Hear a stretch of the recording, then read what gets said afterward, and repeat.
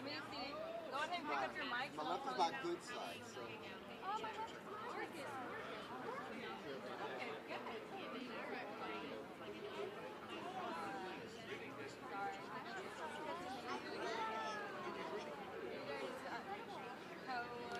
So how are we doing? Close now?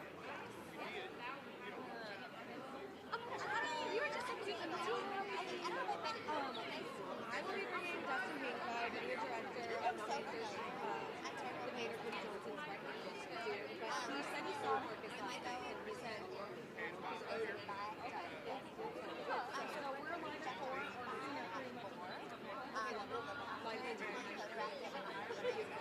Let me hear close to 4:30, so I'll just thank you for being transparent. Yeah. Oh, you already know? No. It's Scott, so let's go. All right. Pick up your mics, please. Yeah. Okay. And then just stand in front of the camera. I'm going to text Autumn to... Are we just bantering for now? Yeah, we're Right now, you're not live. Yeah, but once we go live, we're gonna do a little banter, and then people are gonna start pouring in. Cool. So yeah. Just waiting. And then we're going to be busy for the rest of our lives? Yeah. Something. Do we have anyone in the actual audience during the show? What's up? Is anyone in the actual audience? No. Good evening. This is Marcus K. Dowling, the Nashville Country Music Reporter, the Tennessean, and welcome to the next 3 hours of your life. You're here at the 58th Country Music Association Awards here in downtown Nashville, Tennessee. You're at Music City Center right now, and this is Audrey Gibbs. Audrey, introduce yourself. Hi, I'm a music reporter at the Tennessean, and I am so excited to be here tonight. This is my second time covering the CMA Awards on the red carpet. What time is this for you? Absolutely. That's my fourth time. Fourth time, wow. Yeah, I'm the Country Music Reporter at the Tennessean. I'm also the 2023 Country Music Association Media Achievement Award winner, so this is a good time to be here. It is. You know these awards well. Yeah. I certainly do. So let's jump right in. Yeah. So tonight, Entertainer of the Year, you have two Entertainers of the Year from previous years. You have Luke Combs and Lainey Wilson in competition with an 8-time nominee in Chris Stapleton, along with Jelly Roll and Morgan Wallen, the 11-time Billboard Music Award winner from 2023. So what are we thinking? I know you've done an article about the should win, Yeah. could win, will win. I definitely did. What are our thoughts? Who's that going to go to tonight and why? Okay, so I'll give you two different people to think about. Number one, I was at the Academy of Country Music Awards, and Chris Stapleton won for Entertainer of the Year, and he was absolutely stunned by the honor because he's like, I've been doing this for a while, and he's like, you know, the award is not necessarily as big as the achievement, but he still deserves recognition. And then you have somebody like Jelly Roll, who's just taken, obviously, the world by storm. If you don't know who Jelly Roll is, you're probably going to meet him tonight in a very significant way. And I think that, you know, his moment is fast rising, and it could be tonight. Yeah, and I mean, there are a lot of people out there who think that it should go to Morgan tonight, to Morgan Wallen. Absolutely. What do you say about that? I think that, you know, he's obviously, you know, he's a record-breaking artist in multiple accounts in numerous ways. For the last 3 years, if you look at the Billboard charts, he's been a chart topper. If you look at him as a touring artist, the one show at a time tour nationwide has set and reset records. So it's unbelievable. But Drew Baldridge, I believe, is here, a chart-topping artist in his own right. Drew, what's going on? Hey guys, how y'all doing?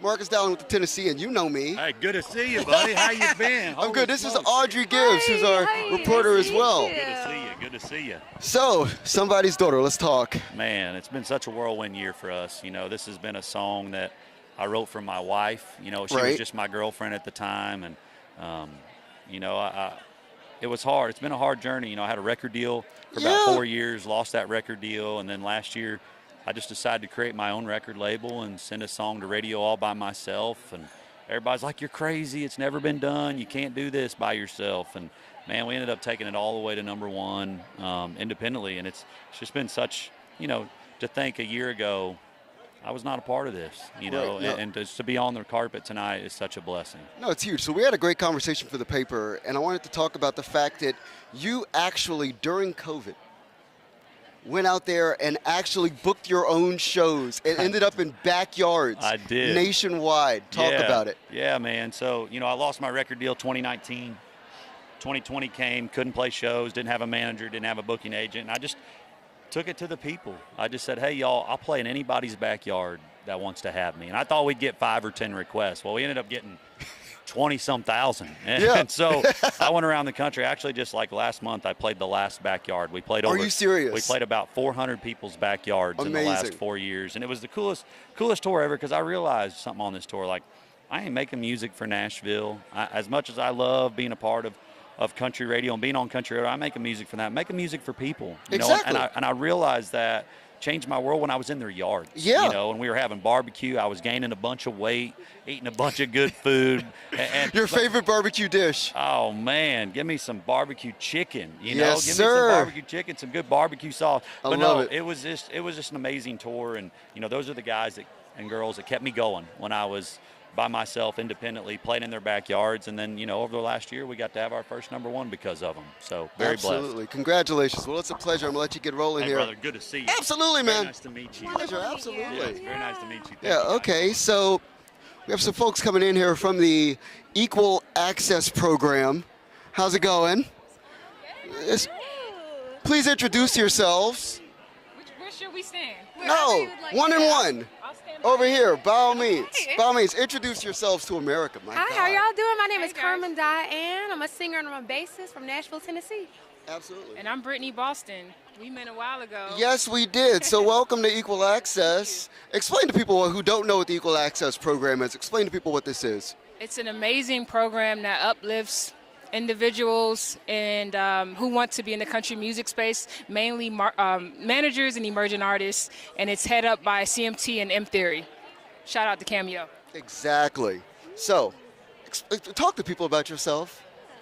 Tell people about what you do musically. I sure can. So born and raised in Nashville, Tennessee, I pull from a lot of influences. There's a lot more here than just country. There's a lot of blues. There's a lot of church music, and I pull from all of that.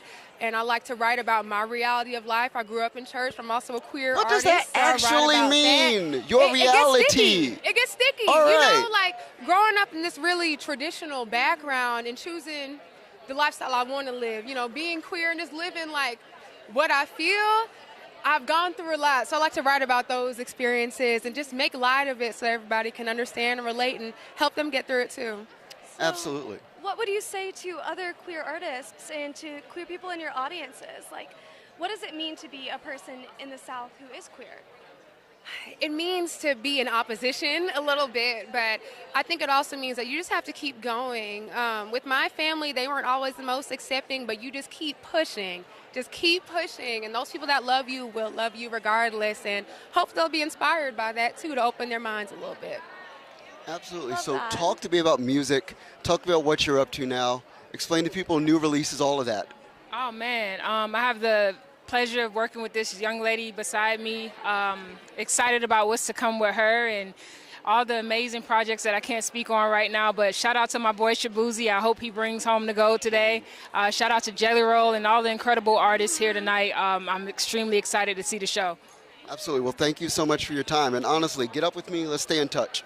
Absolutely. Appreciate it. Thank you. It's always Absolutely. No doubt. Thank You you know for we're out having here. us. Thank you. You got a soup right there. You know, we make it happen. Thank you, Mark. Yes, yes. Always a pleasure. Absolutely. So, as far as Artist of the Years tonight, let's talk about Female Artist of the Year. Yes. Let's talk about what's going on with that category. I was having a conversation with Ashley McBride, who's nominated, and it was just an amazing one. We were talking about the fact that Casey Musgraves, you have Lainey Wilson, you have Kelsey Ballerini. It's an incredible category this year. I mean, it really could go so many different ways. You know, I can see Casey taking it home. She had such a landmark album with Deeper Well. Yeah, I you think- sat next to me at the concert, right? At the Ryman? I did. Yeah. It was the album debut for Yeah. Deeper Well at the Ryman Auditorium, and there was just such a special energy in the room that night where you're bringing country music to a broader audience. You're bringing it to a pop audience, a folk audience, you know, a mainstream audience, and I think that's one of the reasons Casey could take it home tonight, but it also could be Lainey. Absolutely. So we have Austin Brown here. Austin, my friend, by all means, please come in. Absolutely. And your wife. Oh my God, I was told. Marcus Dowling with the Tennessean. Pleasure. How's it going? Yes. Austin, introduce yourself to America. Oh my gosh, my name is Austin Brown, and I would be nothing without my wife. Her name is Amberly. We do everything together. She's literally the business behind the music, and we just have fun for a living. Absolutely. So explain to people the specialness of your music right now. What's going on? My next album, my debut album, we're working on it right now. It's almost ready. It's called Happy Wife, Happy Life. I'm telling you, my brand is consistent, if nothing else. Exactly. All the songs are about her. It's all happy right now. That's what life is. That's what my music is. It's all about her. It feels good. Get ready. Absolutely. So there are a couple other things I know that I was told about you earlier, like, as far as just just unique things that are happening as far as, what you're doing career-wise right now. So please feel free to have a little bit more time. Explain to people exactly who you are in the background. Absolutely. I'm a kid who grew up on a dirt road in South Georgia, right? Yes. I dreamed my whole life about this moment. I spent 10 years in another band. They're awesome. I had a great time, but I finally was able to branch out on my own, chase my dreams, and really it's this that triggered my awakening as an artist. So people have really started to resonate with what we're doing online. We've got millions of followers. We've got millions of views and plays and streams. It's just the beginning. And again, the debut album is called Happy Wife, Happy Life. I can't believe nobody else has said it in a song yet, but I'm excited to hear what people think because I think it's going to hit a nerve, Talk to me about the vocals right now because that's what you're known for. Sure. So as far as doing that as a solo, absolutely. The value of just being able to break out and have some time for yourself there. It's been a lot of fun, For a long time, I was so fulfilled, and then one day I just realized, as things started to resonate with people, me on my own, right? Being able to sing, that's what I'm a classically trained singer. Exactly. But again, I grew up in Southern gospel with my dad, so that country quartet-based harmony. So the harmonies are still a big part of my brand of what I do, I imagine somebody called me a country Josh Groban one time, and I'm not mad at it. I'm not mad at that at all. Absolutely. Well, sincerely, it's a pleasure. Thank you so much. I'll see you on the inside. Thank you for Absolutely. your time. We really You're welcome. appreciate No it. problem. No doubt. Incredible. Love the red lip. How long have y'all been married? Just about a year. About a year, over okay. Yep. But we've been together Wonderful. 5, so. Oh, Fabulous. Well, thank you so much. Thank you, Sincerely. guys. Appreciate y'all. Absolutely, no doubt. Oh, I mean, so sweet. I love when, love takes center stage. Exactly, Yeah. exactly. So, as far as talk about what else you're looking forward to in tonight's show. Definitely the George Strait medley. Okay, I know a little bit about that. I have some intel, some hot breaking news about that. Are you going to tell us? I will tell you that I've seen part of it, and that you have some artists who are Texans who have a song that's on an album right now. They're both previously nominated CMA artists that are going to blow your mind. It's just a lot of fun. I mean, the Cowboys Are Dreamers record, it's out for George Strait. It came out a couple months ago. I did a deep dive on it. I spoke to Tony Brown, his longtime producer since the 90s, and that was just a fun conversation. And I'm really looking forward to that piece of tonight. It's going to be fun. So do you know how they picked the artists that they did to perform in the tribute? People that honestly are fans of George Strait and his actual friends in real life. And I know that sounds like a big, broad topic, but It's Lainey, we can't go all the way into it. We're not going to ruin the show so that people don't tune in on Hulu later or tune in on ABC later. But no, it's good. It's good. Trust me, ma'am. exciting. Absolutely. So another thing that I'm looking forward to as well, performance-wise, is Noah Kahan and Kelsey Ballerini. Oh my gosh, I am such a big fan of them both. Right, I know you're a Noah fan. I am a Noah fan. I had, the great fortune to talk to him, and he is such a humble guy. He always is prioritizing mental health for his fans and, right. Raising money for mental health services for people who need to have access to them. And I think Cowboys Cry Too, the song that they're performing Yes. tonight, is so indicative of that prioritization. It's a significant actual mental health anthem, and I think that that's a really important thing. And insofar as just that movement and that moment in country music, amongst many moments the country genre is having, the mental health advocacy is such an important part of what's going on right now. Crucial, and I'm for very sure. excited for that. Definitely. So do we have some other folks? It looks like we have some folks lining up here. Okay, good. So I just want to make sure you're going to see these people all throughout the night, just coming around and making sure. Actually, hold up here. We need to get Brian West in here for a second. Our Taylor Swift reporter. How's it going? Hi, it's good So, to see you. Okay, can we just talk about this for a second? I knew you were going to be the one to do it. I know. I was so excited about my velvet jacket choice love until your I saw velvet you jacket. and was like, what magazine did you walk off of? Well, thank you, man. So a year ago, I met you on the carpet. This was our first event. Exactly. So covering Taylor, understanding country music. Talk to me about the value of all of that and learning about that in the last year of your life. So a year ago, I moved to the Tennessean to report exclusively on Taylor Swift for USA Today and the Absolutely. Tennessean. And I have to say, the past year has been such a whirlwind. It's been so amazing to move to the city where she was discovered. Right. I am so impressed that when she was 13-year-old, she convinced her parents to move here to Hendersonville and then got Exactly. her start knocking on doors, performing at the Bluebird, and just found her way into So country music. you've met Erica at the Bluebird, right? Right. You've done this. We've and seen everywhere that she was, you know, Right. 18 years ago, and now to Exactly. see what that has turned into, starting in country music, and then launching this Eras tour that's coming to a close in just 2 more cities. Right. It's just been incredible. One of my favorite stories is I talked to her high By school me. principal Okay. who retired, and he said that he remembers the day that Andrea Swift, her mom, and her Right. walked into his office. It was during the summer. And he said that they sat down, they're like, we're going to enroll Taylor. And he goes, what? Why did you move out here? And Andrea looked up and said, we came out here because Taylor's going to be a country singer. And he just said, good luck with that. And now to look back on that, can you imagine? It's amazing. It's amazing. So as far as take me into the schedule, people don't understand this. I never see Brian in real life. It's just constant. So between being in Eastern Europe at soccer stadiums and being at Arrowhead Stadium, you know, for, you know, like going to see Travis Kelce play football and, you know, just being in and around town, like tell people about the schedule and how arduous it is. The past year has just been such a whirlwind. Right. So around this time last year, hit the ground running. My very first place I traveled to was Japan, so Tokyo, Australia, Right. Europe, went back for London for the final European show, and then Exactly. followed the 3 stops in America. Came back here, but I've had to learn this whole other facet too with football. You're right, Yeah. going to Arrowhead, I was seeing the gonna say, games, right. seeing the crowds. So it's just been fun to cover, and I'm so excited for the next year and what's going to come. We have 2 re-records. We have a possible movie project. We have her budding romance with Travis Kelce, and so it's Exactly. going to be so much fun. And I'm grateful to work with somebody like Oh, Marcus. God, I appreciate You've helped me you. so much along this way. No, my pleasure, my pleasure, absolutely. So we've got Frank Ray coming here, so I'm going to pass off this Thank mic you to so Frank much. Ray. It's yes, a pleasure, it's brother. great to see you. Appreciate you, Let's family. bring him on in here. Mr. Frank Ray, What's up, my y'all? guy, how How's you it doing, going? How sir? doing? Look at you, man. Brother, it's a pleasure Sharp as always, man. This is the Yeah. best dressed person in country music. Oh, thank you. I love this And too. so, thank you. It's cheap.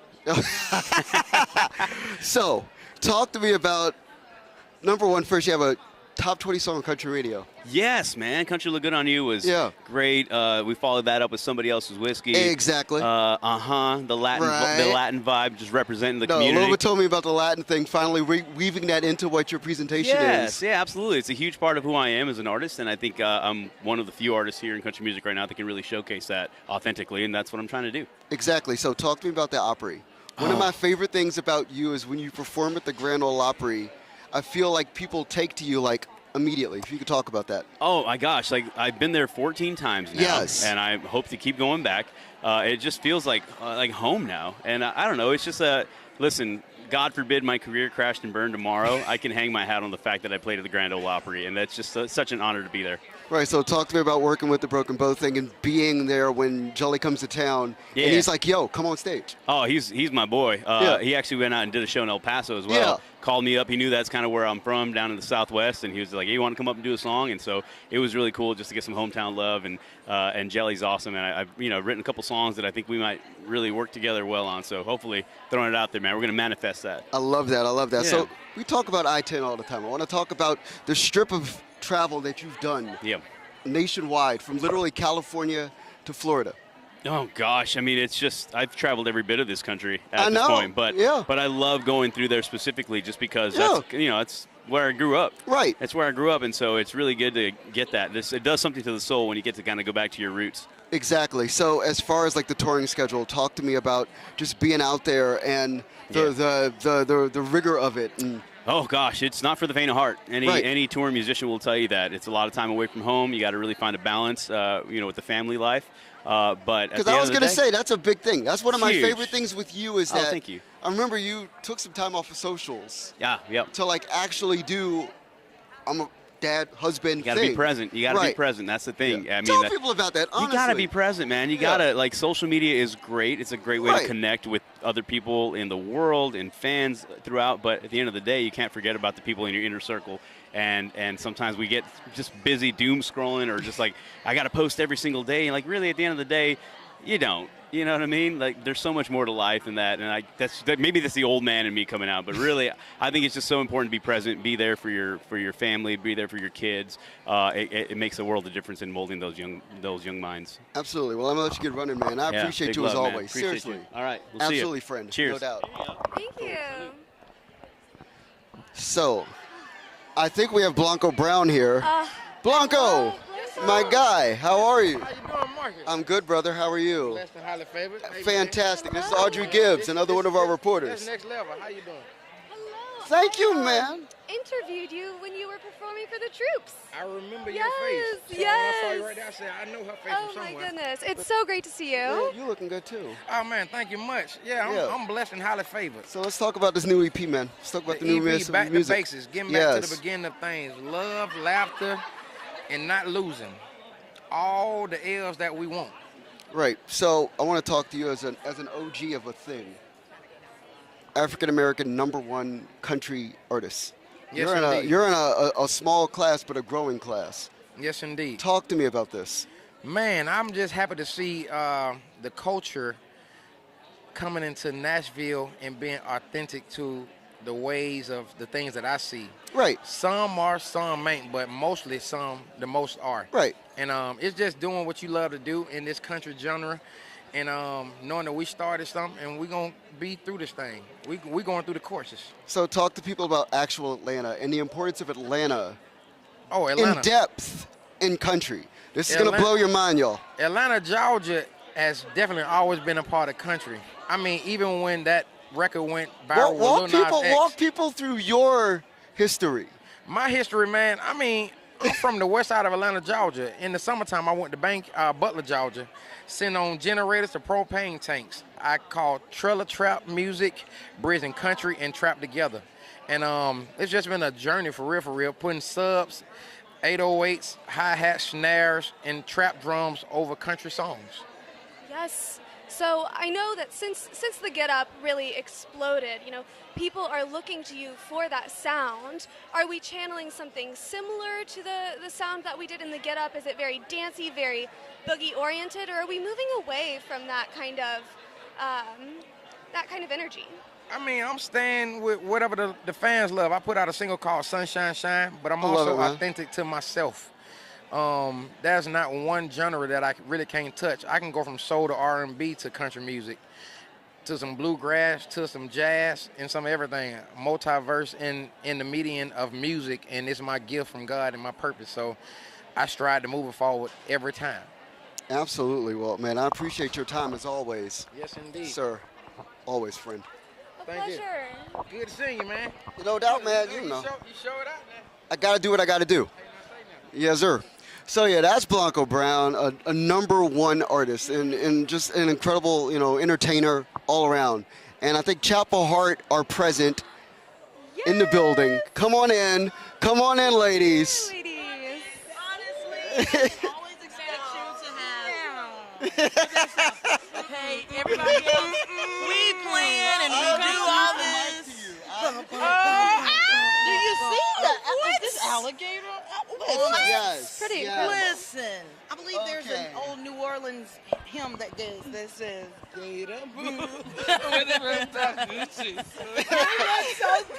So I'm introducing all of you, America, again to Chapel Hart. Hello. Yes. Hello, America. So, explain the Christmas colors to people. Well, we just released our very first Christmas album. Absolutely. And if I'm not mistaken, I think Marcus is the first person who we ever told that we were actually doing a Christmas. No, you record did. too. You did. So you did. Yeah. You were the exclusive. So tonight is this manifested, right? Right. And you might have been the first person to hear it in its entirety. I am. Yes. Oh, Mr. Exclusive. Mr. Nashville, Mr. Exclusive. Oh, thank you. I'm gonna make you a sash. Yeah. Okay. You good? Yeah, well, maybe. I am That's a driving loose this struggle bus, but I am here. I was gonna say. So is this the road? Well, we just got back from Japan 2 days Right. ago. No. So explain this to people. This is a world-traveled act now. So, we're knee deep in the Christmas spirit, but we got to bring a little joy to our troops in Japan and Amazing. Guam over the last couple of weeks. And the last half of that, I found myself my Achilles got a little ruptured. Oh, Lord. rupturing those stuff. Okay, right. Of course. A Never. little slip and tumble. Right. And she tumbled her way into a wheelchair tonight. And Right. Look, yeah, here we are. Treach is stressing me out tonight, but we're just. And then she gets so excited, she wants to just go, and we're like, slow down. So everybody's anxiety is a little raised up tonight. Right. So Devin, again, I talked to Blanco about it. I talked to Frank Ray about it. I want to talk to y'all about it, especially the Grand Ole Opry's embrace of what you're doing in the genre is unbelievable. Listen, The Grand Ole Opry, I think every time we play there still, it's like that, it's a pinch me moment because it's like, this is the pinnacle of country music. Yeah. Everybody knows the Grand Ole Opry. And for us to have been there as many times as we had and the connections. And How many times now? What's the number? Oh, my Lordy. maybe like high 20s. I think we're about to be cruising into the 30s. Well, I love it. I love it. Yes. Yeah, But exactly like you were saying, though, like, when we're there and we're in the halls and we're bumping into Frank Ray and Blanco Brown and Breland and like there's just the beauty that is going on right now. Explain to people why Jeannie Seely is amazing.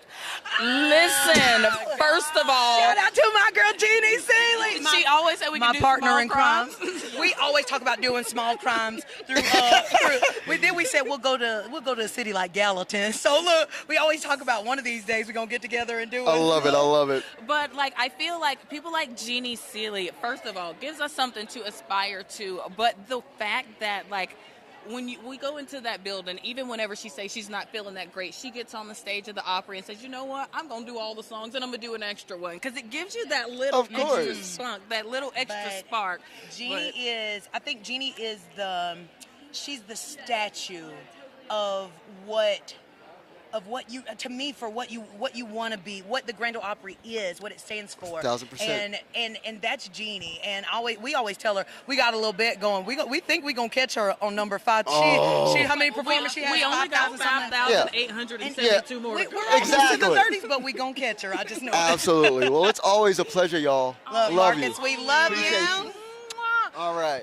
Thank you so much. Ma'am. All right. We love you. Tree is coming to Rachel Closet. Right on. All right. Thank you so much. So, yeah, absolutely. Looks like we've got Hunter Hayes So, Hunter, here. come on in here. There is a studio in Franklin, Tennessee, the Castle. I feel like I should be holding this for both of you. Yeah, and I interviewed you out there. Yeah. And we talked about the record. I thoroughly enjoyed getting to go back and have that conversation with you. That was really fun. No, sincerely. So, for America who doesn't know, this is Hunter Hayes, a Grammy-nominated, incredible artist, country crossover, the whole deal. Explain to people, in brief, what you're doing with the new record.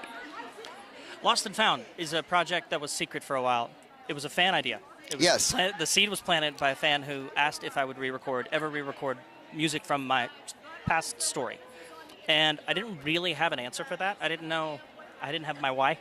And so I sat with it, and part of this next project, this next album is more than, it's a bit more than just like a single album. There's a lot of pieces of the project. This became a piece of that project. And it was therapeutic, but it was beautiful because it was a chance for me to take some songs and re-record, reimagine, but reintroduce these songs as new songs, bring them with me into the future, and let them be part of the story that's coming. Because these 3 songs specifically, lyrically, represent they all represent very important parts of my chapter that are part of this music. So absolutely. So how so? Tell us a little bit more about how they represent that chapter for you. Yeah. In a Song was the first song that I put out. It's my theme song. I also realized during the process that the song talks about how music is always there for you. It's consistent. And like music has just always been there as my best friend, which I love how you ended the article with that quote. That's one of my favorite things that I said. I didn't realize I said it, but I loved it. I meant it, and I realized recording it that's what I want my music to be for other people. I want to make, or at least I want to be a part of making music that can be consistent for people in their life. 2 is Still Fallen. That was my manifestation. I want to meet my person. I can't wait to wake up every morning, be grateful for them, and a lot of that message exists in the Evergreen chapter. And Somebody's Heartbreak is a hopeless romantic optimist, which I have always been and still am. Absolutely. So, well, yeah. Hunter, it's a pleasure as always, my friend. Great to see you. Seriously, we have to get up again soon. Let's do it. Let's do it. All right. Appreciate you, friend. Thank you so much. All righty. A pleasure. Good to see you. Absolutely. Julie, get in here. How you doing? Oh, it's good to see you. It's good to see you. Okay. So, America, this is Julie Williams. You see her currently on Hulu's It's All Country documentary. I'm on that documentary. But I've known you for like almost 5 years. Yeah. That's why I'm in So, Nashville 5 years. exactly. So, tell people why they need to know who you are right now. Oh. Why do people need to know? I am a storyteller. I like to write about, all my songs start as poems that turn into stories, and they're about my life of being a queer woman, of being a mixed woman in the South. And I write from the heart, and I hope that people who listen can either hear themselves in my music or maybe hear a perspective that they haven't heard. And then also, I love just writing fun, like, songs about being stupid in my 20s. Like, I really think that there's something for everyone in my music, and I think my artistry is all about, I want to bring more people into the genre and into the space. And yeah, I think that's why. I don't know if is that a good elevator pitch? It's a totally great elevator pitch. So the thing for me about you is that you're a person that, because you're an empath, you're a truly empath. Oh. And I think that when people see you on the show, the way that they so I'll set the scene. There is a small, intimate concert that you were performing at. You were putting on the makeup. You were getting ready. You were running through the scales, getting ready for the show, and then you're performing. It's a beautiful thing. So take people into that. Actually, take people into that concert. Yeah. That people see on that show. Yeah, I think something that I love about that show is it shows some of the country music greats, right? It shows Luke Combs and Sheryl Crow and Winona Judd and all these bigger folks, and you get to see country music on that huge scale. Right. But so much of country music and so much of Nashville are smaller, up-and-coming artists that are playing small shows, like I was playing in Little Rock, where you're driving yourself, you're doing your own makeup. Yep. You know, you don't have a guitar tech, you're tuning your guitar, the string breaks, you're fixing it. You know, it's that's so much of what people's story is before they make it big. And I'm really happy that I got to show that side, and you know, touring, especially as a woman and a person of color, it's not always easy. Exactly. It can be very taxing and can take a lot out of you. But I do it because I love it. And having shows like that where you can see in real time, oh, when I sing this line, I see someone receive it, and especially with a song like mine, like Southern Curls. Okay, hold that for a second. Give people a lyric. Ooh. Express to people what you do. Okay. It's so funny. You just mentioned Southern Curls. I know. I want to give you the. Okay. Newly 15, lipstick sneaking, mama's high-heeled shoes. Off to my first school dance, will I get my first kiss too? Was on cloud 9 till I heard my biggest crush tell me I'd have better luck with my own kind, and I cried because I knew. Is like one of those verses that I'm the most proud of that I've ever written before. And that one, it's like every time I even saying it now, like I'm like, it takes me back, and every time I sing it, and I can see in real time of people when they get that line coming in. And amazing. Yeah. Thank you, friend. Now, what advice would you give to young queer artists or young artists of color that are trying to do what you're doing? Yeah, I would, everyone always tells you be yourself, but I didn't really truly know what that meant until the last few years. When I first moved here to Nashville, I was straightening the heck out of my hair and then recurling it to try to get these like Southern curls that everyone else had. I thought that I had to go more universal with the writing of my songs. I'm like, I need to write something that everyone relates to, but it wasn't until I really truly turned inward and just wrote about things that felt mundane, things that felt so tiny and that only applied to me, that I then realized like how powerful my own story is. And I think whatever that is for you, turning inward to what makes you you will then allow you to resonate with more people than just trying to think, what does everyone want to hear from me? That would be my biggest advice. And it's taken me a long time to realize that, but now that I've gotten there, I've felt more inspired than ever. Welcome. Thank well, you. It's a pleasure as always, friend. Thank you. Already loved. Absolutely. No doubt. Yes, enjoy the evening. So we have an actual star in the making coming in here. Someone who was featured on Beyonce's Blackbird. Somebody who is a talented independent artist in her own right. Tiara Kennedy, ma'am.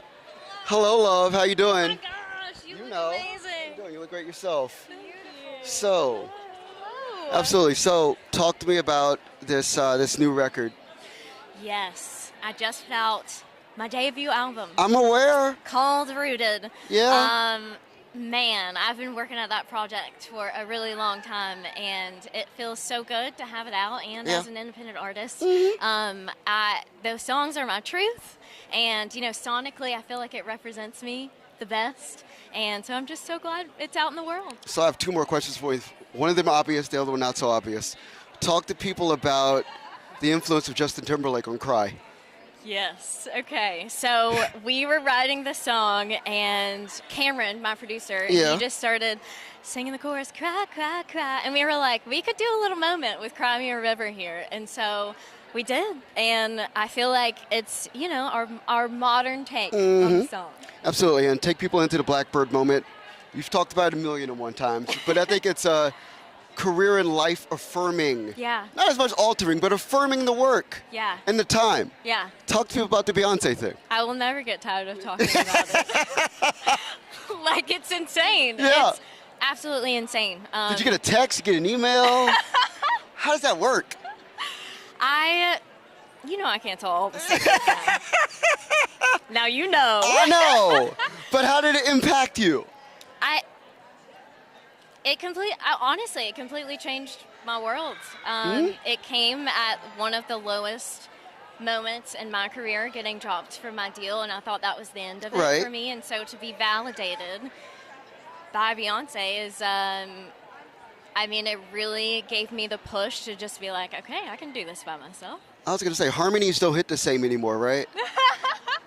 Right, and I'm like, never sang harmony on a song, so I'm like, I got to do this right for Queen Bee.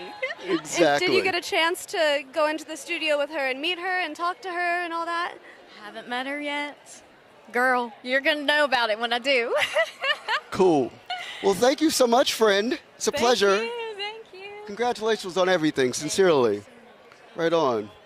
Cool. Well, yeah, you're going to see all of the Blackbirds at various points of tonight and the next couple of months, like between her and Tanner Adele and Brittany Spencer and Raina Roberts. Just fabulous. So, brief story. The day that Cowboy Carter dropped, myself and Cache McClay, our Beyonce reporter, who I'm going to bring in next, we were talking about the album, and then I'm like, we could probably bring all of the Blackbirds to the building. Brittany Spencer was working on her CMT performance with Parker McCollum, so she couldn't make it, but we definitely had Tiara, and we had Tanner Adele, and we had Raina Roberts in the building. It was amazing. So I'm going to cede the microphone to Ms. McClay right now. Hey, Cache. Hello. Thank you so much. Hi. This is Cache McClay. Yes. She's our Beyonce reporter, and she works for the Tennessean and USA Today. So, Cache, tell us a little about yourself and what it's been like since you've started in this role. Honestly, it's been a dream come true. Maybe a week after I got the role and I moved to Nashville, Beyonce drops her 8th studio album, which is a country album. So I've been able to cover the magnitude of this album right here from the capital of country music. And not only that, I've been able to travel to her hometown in Houston and cover the end of the Renaissance tour. And it's just taken me so many places, and I'm honored to be in this position. So have you been a lifelong fan? Of course. Yes. I grew up in a Beyonce household. My older sister is the biggest fan, and my mom. So every Saturday mornings, we're listening to Beyonce from Destiny Child beyond. I love that. So what has been the biggest surprise in taking on this role? You know, I can't pinpoint to one, but I feel that there are so many surprises, and that's what makes my job so rewarding and fun. It keeps me on my toes. Beyonce is known for her coy and sometimes, surprise marketing style. Yeah. So I think there's been a lot of surprises, but I've been enjoying it along the way. So let's talk about Queen Bee tonight. She's not nominated for any awards, even though she did make a country album. So can you bring fans kind of into why we think that might be, or how her impact is felt still in the building tonight? Absolutely. Well, Beyonce has had a complicated history with the CMAs. When she first announced her 8th studio album, Cowboy Carter, she referenced her 2016 performance here, which was met with a lot of criticism. Some people went so far as to say she didn't belong. And that also played a role in why she created this in the first place, taking a deep dive in the history of country music and its black roots. So the fact that she isn't nominated tonight is quite jarring. I mean, Beyonce was the leading nominee for the People's Choice Country Awards. She has received 11 nominations for this album and 5 in the Country and American Roots category, which is more than any other artist receiving country category nominations at the Grammys. And there are some folks in the music industry. I know Luke Bryan came out and a lot of other friends saying that there's this perception that she didn't fully integrate into the Nashville country music scene. What does that mean? Yeah, I can't really speak to their full criticism, but there's been comments that in her promotion of this album, she didn't fully integrate in that scene. However, with that criticism, some people are seeing that just as another way to reiterate the fact that country music is a gate-kept industry that is slow to embrace and accept women and minorities. They're saying that kind of reiterates that notion. Interesting. Yeah, the facts are, just last year did a black woman win the first CMAs ever. So Tracy Chapman dropped her hit in 1988. Wow. And it wasn't until 35 years later, 2023, did Luke Combs cover it, and she won an award for it at the CMAs for Song of the Year because it went to the songwriter.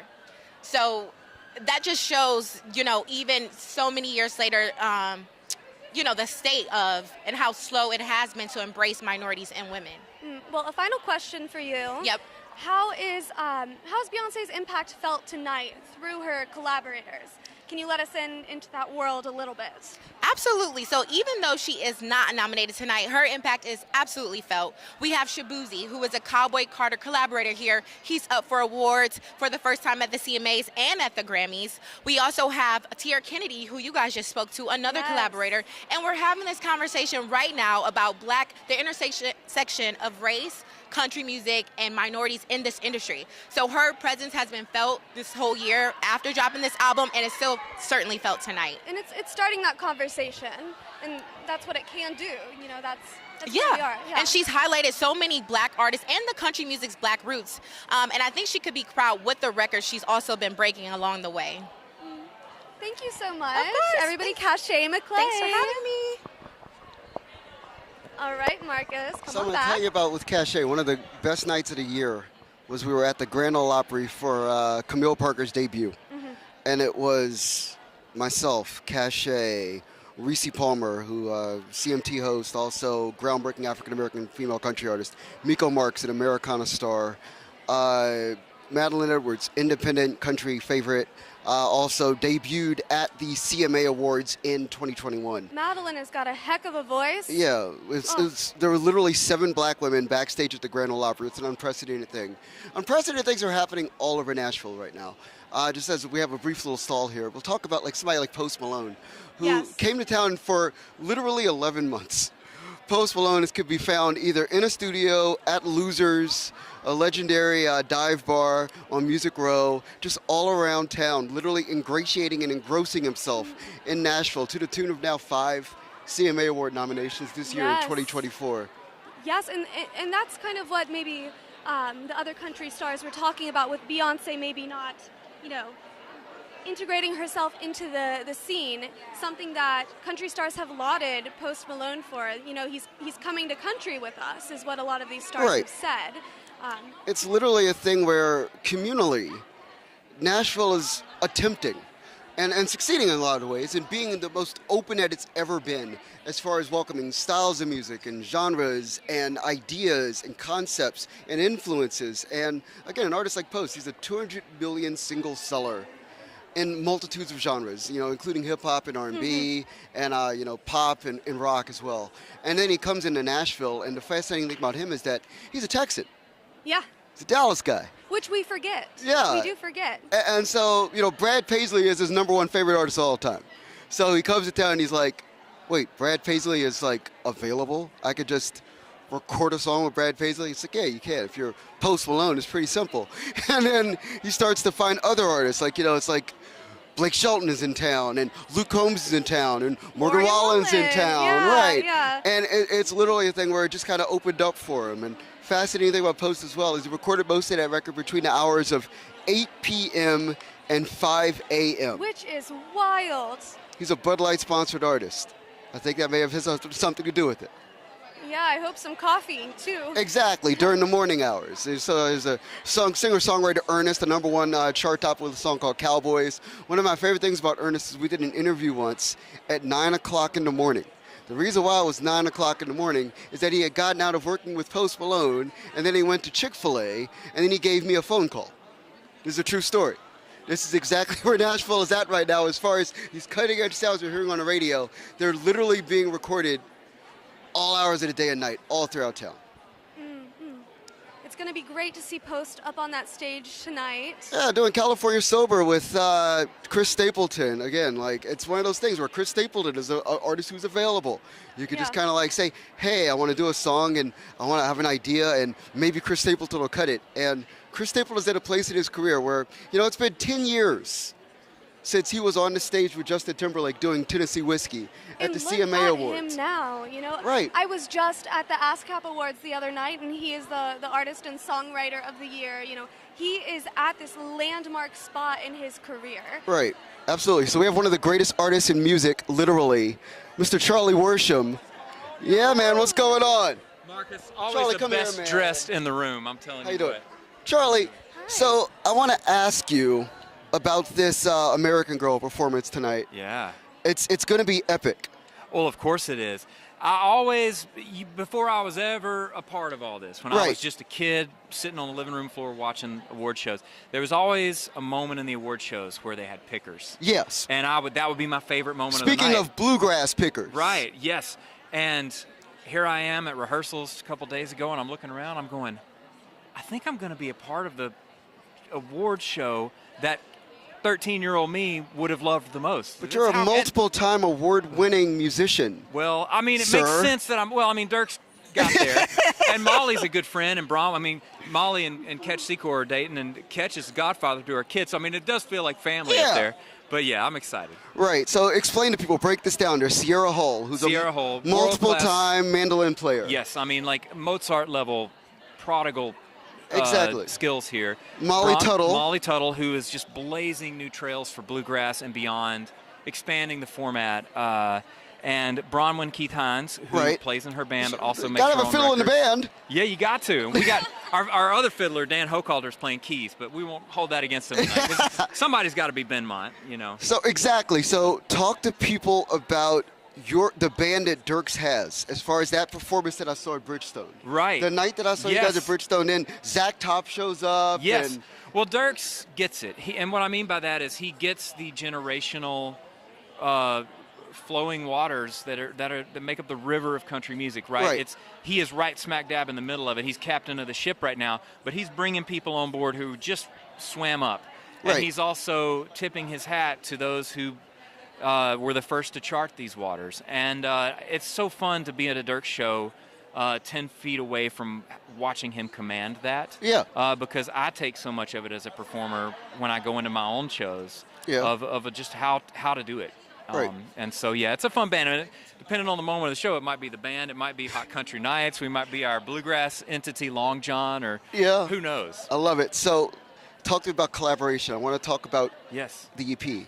Yes. And I want to talk about Luke Combs specifically. Take people into that story, because it's one of my favorite Nashville stories. I had a song, it's probably been a decade now, called How I Learned to Pray, that I really thought had its moment. Right. And I put out Compadres last year. I get to perform with Dirks being a compadre, and Lainey as well for the Strait tribute. So 2 out of 5 ain't bad.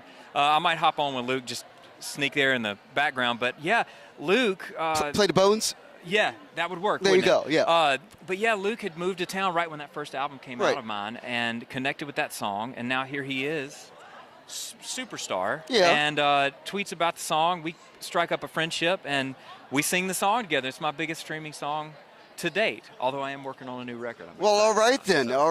Heck yeah. Well, man, I appreciate the time, dude. Yes, sir. Always a pleasure. Sincerely. Likewise. No, you're going to literally see Charlie Worsham on stage like 84 times tonight. Hardest working guy in music, right there. Thank you, sir. Appreciate you. No, this is honestly one of my favorite Nashville storytellers is Charlie Worsham. And it's gonna be an amazing bluegrass kind of collaboration tonight. Yeah. Molly Tuttle is absolutely incredible. Like, I think there's gonna be magic up there this evening. Absolutely. I'm going to let Mr. Brian step in here. We're going to be switching in and out all night. I am so excited to introduce this next guest, and you are going to love him. So we have Chris Lloyd. He basically found this niche at concerts and shows where he goes in and he sketches from the audience. And I met him in London at the Eras Tour. He was sketching Taylor Swift. He has given this artwork to celebrities, and somebody saw him and invited him. So you have to meet Chris. So come on in, Chris. Yeah, just come on in and say hello. Go ahead and hold. Okay, so this has been a whirlwind of a year. Just so people at home understand, tell me some of the people you have met while you sketch them. Met as well. Elton John, Sabrina Carpenter, Florence Welch, Florence Pugh. You know some. Jelly Roll. Jelly Roll. Like, it's been a year of all the icons and legends that I really love. I'm a music fan. I love them. Wanting to meet up with me and have some of my art. He just does this really cool niche area. So tell me about this. This was actually from the CMAs. Tell me about this. Yeah, so my thing is that I go to concerts, take my sketchbook and just draw and paint what I see.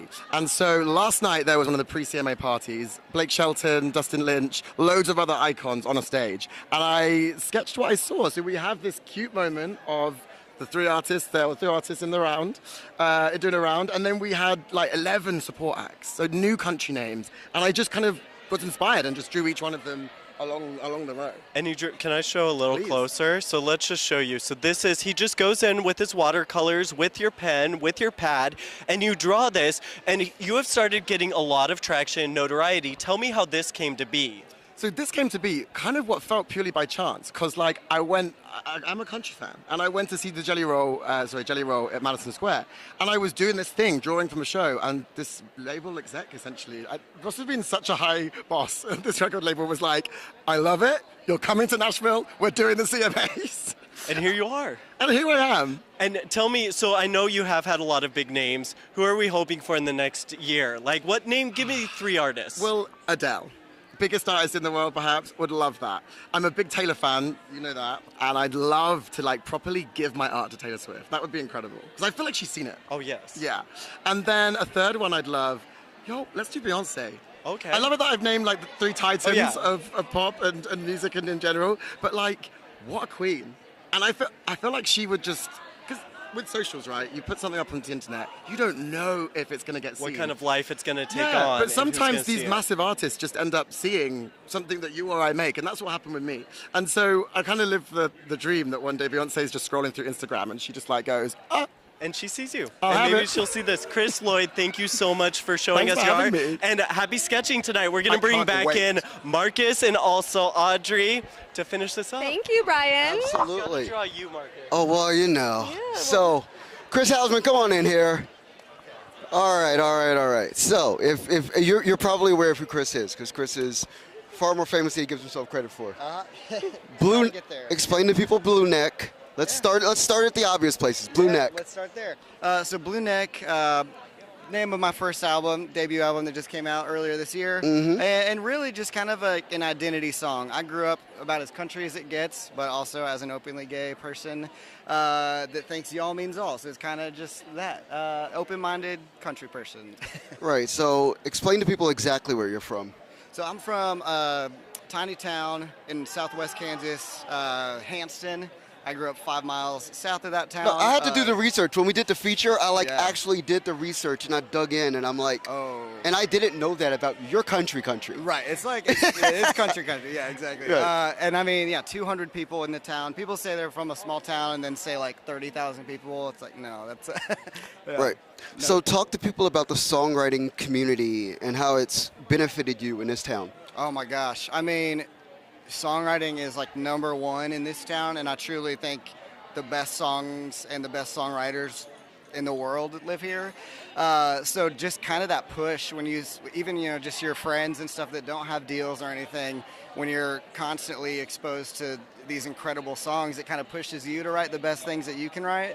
So, I mean, it's just taken years of like kind of whittling away at the craft to be able to write songs in a super well crafted way, but also tell your authentic story. I love the songwriting community here so much. Yeah. Exactly. And tell me people the biggest stage you've been on in town. I think this is a fun little thing. Ooh, biggest stage in town. Not some huge ones yet. No, but I know, I think you know what I want to talk about. Just the communal places that you get to play. Yeah, I mean, I like, I'm trying to think of like biggest stages. I mean, I love even doing little stuff like Lipstick Lounge. Boom!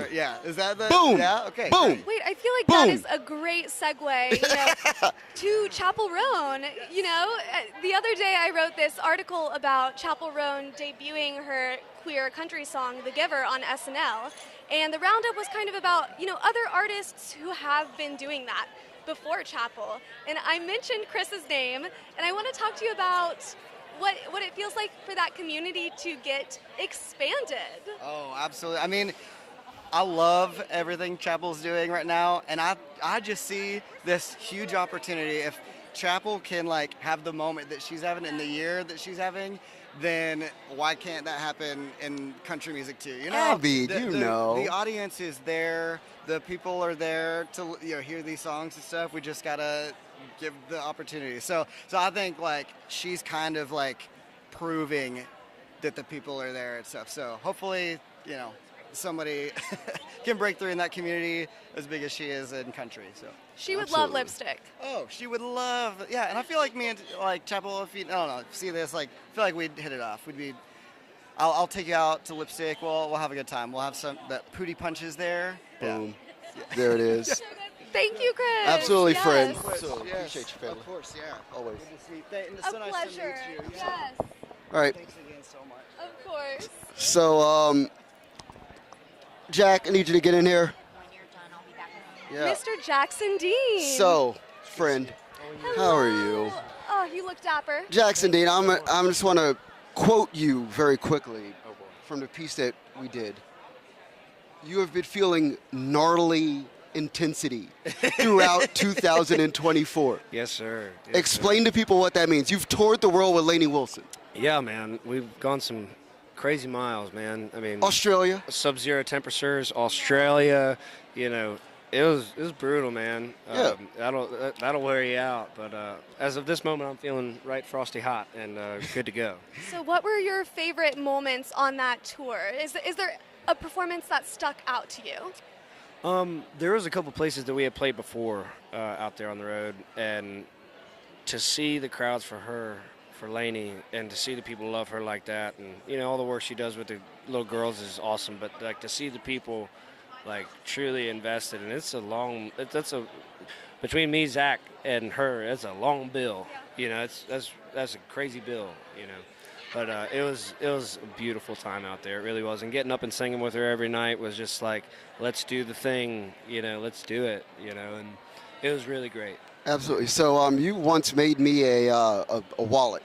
Yeah, man. in real life. This guy like Sat there and made did it. me a wallet. You also hand carved Lainey a guitar. I did. Explain to people this story. Yeah, man, I've been doing it for a while. My first one was a Martin, and I did my initials, J.D. Yeah. And then I burned this into it. This was the first thing I did. And then I did this. And this was all before I had tats. So I got the tats off of my first guitar that I burned into it. And no. But no, I started doing it on the tacks. They just sounded so good, and they were too plain, and I just kept on playing them, and they kept giving them to me, and I kept burning them, and I got like 6 or 7 of them now. And you know, what do you get a girl that has it all? You get her something that she can't buy. You know? So I was just like, and the story of that guitar right there, the whole theme is, you know, there's Appaloosa, and that's clear. It's supposed to be the white one. Then you have the dark one. Yeah. It's all gnarly and scarred up and beautiful. It's love and wrath, and when those two things come together, you make beautiful things. And that's what the wildflowers in the middle are for. And, I love it. No, she was like over the moon about it, man. It was, you know, what do you get a girl that has it all? Exactly. So, final question. I would tell people to listen to your #1 songs, but I want people to listen to a song that blows out speakers. Yeah. In real life. Yeah. Tell people, explain, so that they can go on their streaming platforms, listen to it right now. If Don't Come Looking doesn't do it for you, then I'd say either Sweet Appa or Daddy Ray's or any of them, man. But if you want something that's going to take you up into the clouds and go for a flight, that'd be Heavens to Betsy. There it is. That is a great song. What's behind that song? So the story of Heavens to Betsy, written less than a mile from here. Benji Davis, who's nominated for the Painter tonight. Yes. I saw him last night for a minute. He was already sitting in the sunroom with me at Little Louder, and Driver Williams, who plays for Eric Church, walks through the door, and I think he said it jokingly. And he goes, "Heavens to Betsy, boys. What do you think about that as a song title?" And before I could respond, my imagination put into my frontal lobe. I love it. A picture frame of a dad just standing on the edge of a cloud with a CB in his hand, looking down on his kid with the City of God behind him. And it was just like, it just smacked you right there. You know, it was just enough to say that's worth scoring. You know, it's impractical. I know, I get it. But it's beautiful, and it's just, as it reads down on paper, that's rough, man. Like that, it's not a reminder. It's just, it'll make you look in the mirror, you know, and that's what it's intended to do. And I've seen it work on people. I get people come up to me all the time in meet and greets, and they're just like, I don't know if my dad was in the room when you wrote this, you know, spiritually, or, you know, it's been crazy to see the response on it. Cool, man. Well, I appreciate you. Brother, always a pleasure. Always. My guy. I love you. Love you too, man. Pleasure. Oh, always great Cool. to see you. All right. Absolutely. So I'm going to bring in one of my favorite vocal groups of literally all time. You guys, come on in. Hello. Humphrey in the building. How you doing? I was doing all right until I saw that you outdressed us every time. What's going on, gents? What's going on? How we doing? So, explain to me the importance of harmonics in country music, specifically. I mean, my favorite thing about country music is how organic it is, and there's nothing more organic than the human voice. Right. You know, and so just takes us back to a time people sitting around singing in the holler. Right. So as far as the last 12 months for you, explain to me like the moment when you really felt like you had elevated what you already do, which is already at a high level.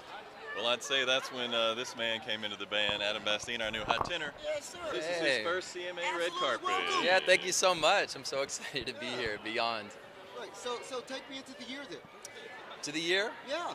To 2024? Okay, well, what we said before, we were asked the question what 2024 has meant for us, and emphatically, I think we all agree that it's been transformational, not only for this group, but for us as individuals. For myself, starting the year was really rough, and now where I am, I'm on a red carpet at the CMAs. It's unbelievable. So it's just been an incredible year, and I love and respect all of these guys. Their talents impress me every day, and I get to challenge myself to rise to the occasion.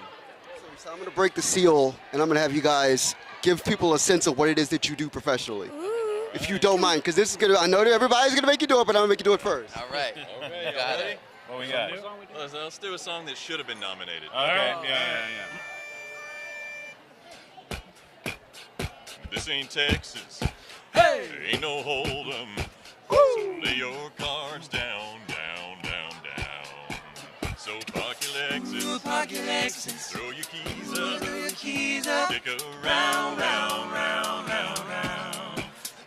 Now be damned if I can't solve this with you. Pour some sugar on me, honey, too. It's a real life boogie and a real life hold down. Don't be a come take it to the floor now. Gentlemen.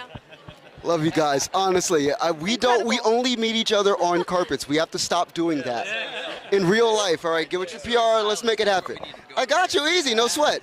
Appreciate you guys. Always a pleasure. Sincerely, thank you. Always. Absolutely. Love y'all's outfits. That's all. Did you enjoy the evening? Okay. So we're about to bring a young boss into the building. A young man whom I respect dearly. A multi-platinum songwriter, a nationally traveled, stadium-playing, pedal steel guitarist, icon, legend, growing, 21 years old. Chandler Walters, what's going on, buddy? Well, I don't know what to say after an intro like that.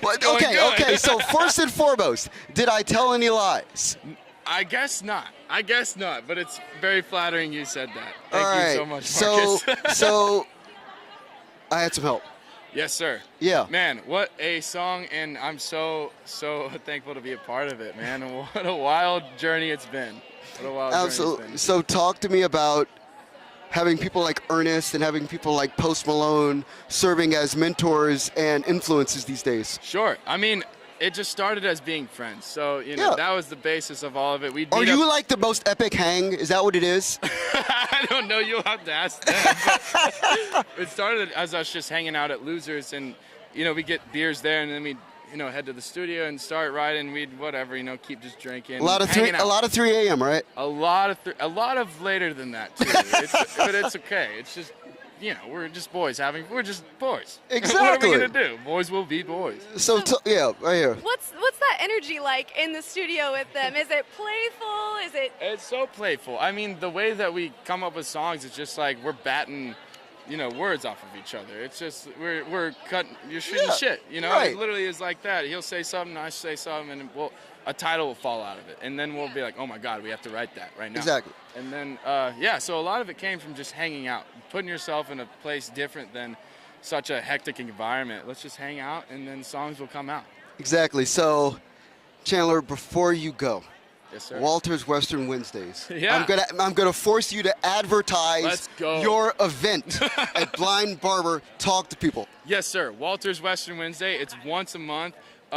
I'll advertise it on my page or the Western Wednesday page. Go follow it. Chandler Walters Music, or Western Wednesday. What happens there? Jesus Christ! You didn't tell people the best part. The best part is that we're playing real country music and we're having too much fun. And if you come, you gotta come. You won't be mad. Absolutely. Well, brother, I appreciate you. Great to see you. Seriously, man. Congratulations on a hell of a year. Thank you so much, Marcus. Right on, buddy. I love you, dude. Right on, dude. Have a good one. A pleasure. Easy. You as well. Yep. So, we have an actual actor here in the building. Ian, come on in, man. Hi, where would you like me? In the middle. Well, I'm coming in, Marcus. Let's go, man. How's it going? Hi, I'm Ian. Yeah, I'm aware. How you doing? I'm wonderful, man. So, Yellowstone, let's talk. Yellowstone's exciting. I don't know if you've seen it. A couple times. A lot going on.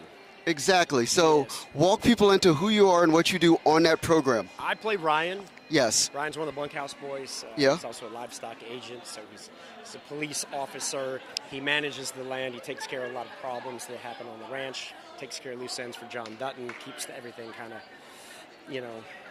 right, in sync, and does his best to make sure that the rails stay on. So I want to talk to you about the legitimate roping that you have to do, because that's a part of you actually taking that role. Like, that's a whole thing. Yeah. I've started rodeoing. Right. Amazing. Oh my God. It's like, for those that don't know, team roping is very zen. Yes. And it's like a mental thing. Have you met with Cody Johnson yet? Because he's a roper too. No, I heard that. He's really good. Like, he's a professional. Yeah. I'm a very like what would you call it, recreational roper, but I do it with my uncle. I do it in Montana, and we've rodeoed, and so and we do it at work a lot. Right. Train a lot, and so it's just something fun that I really enjoy. It's a great hobby. Absolutely. So when Taylor, he's a big fan of making sure that everybody on that program is somehow semi-authentic in understanding what it is to be part of that culture. It's so much easier to shoot the show the way we do it at the pace that we do it. If Right. you don't have to cheat those things if they're already there. Right. You can gain 30-40% more production value. But if somebody can't do some of those basic things, you're just like shooting yourself in the head. So he drills it into everybody. You must get proficient. And if you don't want to, you're not in those shots. Right. So you get the note, and you either do it or you don't. But most people get the message pretty quick. Exactly. So final question, as far as when you're doing other things outside of the Yellowstone universe, tell me what you've taken from that acting gig into other things that you've done. What I've taken from that gig is a mental perspective of understanding that life is going to be okay, and that I need peace, and I need to slow down and have perspective in all things. And that job just highlighted those basic things that you lose sight of when you're chasing something so Right. much. And once you get it, then you have to look around and say, what have I gotten, and now what do I do? And so that's the next chapter of my life. Absolutely. Well, thank you so much. It's my Honestly, pleasure. it's a pleasure. Thank you for to your see time. you from the screen to here. It's very cool. Thank you, sir. Appreciate you, friend. Enjoy your evening. Right on. Hope you get to see some neat All right. Oh, you know I will. Let's go. So let's bring in Mr. Ian Munsick. Well, actually, no. Ian's beating like an actual Yellowstone actor. So Ian, come on in here. Yes, come on in. What's going on? Actually, can I get in here too? We bring families into the set. How you doing? Great. How you doing? So Ian Munsick, introduce yourself to people. Hey guys, I'm Ian Munsick, good friends of Marcus, and that's all I need to know about me. So Wyoming native, a musician, a film producer, creator. She's the film producer. I'm just her assistant. Yeah. So talk to people about what it is about the Western moment that actually doesn't make it a moment, but makes it a fundamental part of where country music is in the present and future. I think that it's a staple of America. Yeah. You know, when the rest of the world thinks about this country, they think about cowboys and the West. Right. And in country music, I just don't think that really up until recently that it's had the representation that it is very well due, you know? Yeah. So it's awesome that this year there's a lot more cowboy hats on the carpet, a lot more bolo ties on the carpet, buckles. Yes. So, Yes, let's talk about tour. Just wrapped up, yes? Oh, yeah. Okay, how was it? What were the highlights? Lots of highlights, but being out with Lainey, you know, just she is an incredible entertainer, and to be able to play with her for the last 5 months was awesome. But we put a little prank on her. End of tour. She came out dressed as me, so I was like, well, there's only one thing that I can do now. I got to go out there with a pair of bell bottoms on and do the turkey leg, her dance, which is like this. Yeah. And I was rocking it up there. Were they I was rocking it comfortable? up there. No, they were not comfortable, and I did not look very good in them. Yeah, they were stretchy, but. So I want to actually have you guys make a hard sell for the documentary, because it's like literally one of my favorite films of the year, honestly. I'll let her talk about it. Thank you. Yeah, Marcus has been such a big champion of it. Like we said, the West is underrepresented, and Native American culture is one of those aspects, and Native American cowboys, more importantly, and we just wanted to bring that to light in this film. And What's the name of it? Tell people the whole deal. Voices of the West, White Buffalo Presents. You can do it on Amazon Prime, YouTube, Reynolds, Apple. Stream it. It's great. Everywhere, yeah. Absolutely. White Buffalo, one of my favorite songs of the year as well. So thank you so much. I appreciate you, friend. Man, can you walk us through your... Yeah. No, just come over to East. I got you. Come through the house. We good. Nice, man. Appreciate you, friend. Yes, sir. Good. No doubt. Good to see you. Great to see you. A pleasure. Ma'am. It's always a pleasure, love. So good to see you. Absolutely. I'm jelly, dude. That's Man, stop. Ian Munsick, an actual Wyoming native, White Buffalo, a phenomenal album. Like, if you're a deep cut country music fan, Ian Munsick is the kind of artist you're going to absolutely love, because top to bottom, no skips. and it's authentic Western music because he's a person who actually lives the life. Like he's a roper, he's a cattleman. He's actually like friends with all of the Native American cowboys in the film are all people he like went to high school with. So like when they're not like roping, they're also playing basketball or rapping. It's a real thing. Like it's a beautiful representation of the fullness of what the Western experience truly is. Right, and that goes back to the y'all means all. Yeah. Thing. We've got to get that Western representation in here. It's not just a Nashville country scene. No, it's a global country scene. It's amazing you say that because one of the things that I'm fascinated by always is when you take an artist from a very rural surrounding and then they get on a world tour. So like say like Ian or Jackson Dean or somebody who went on a tour with Lainey and you go to Australia and you learn like most of Australia is the outback in a very real way. They love country music. Yeah. People don't realize that Australia is such a country music hotspot. Right. Exactly, and it's really cool because they come back and they're all just like, yeah, like I have a whole fan base there because the music that I authentically made, in a Nashville recording studio, or I wrote if I was like, out on a horse, like Jenna Paulette, who's another artist. She just had a child. Congratulations, Jenna. She's the Texan, and she literally wrote most of that while like riding on a horse in the middle of the prairie. And then you take that and you go and you find people worldwide who share that, authentic experience. It's incredible.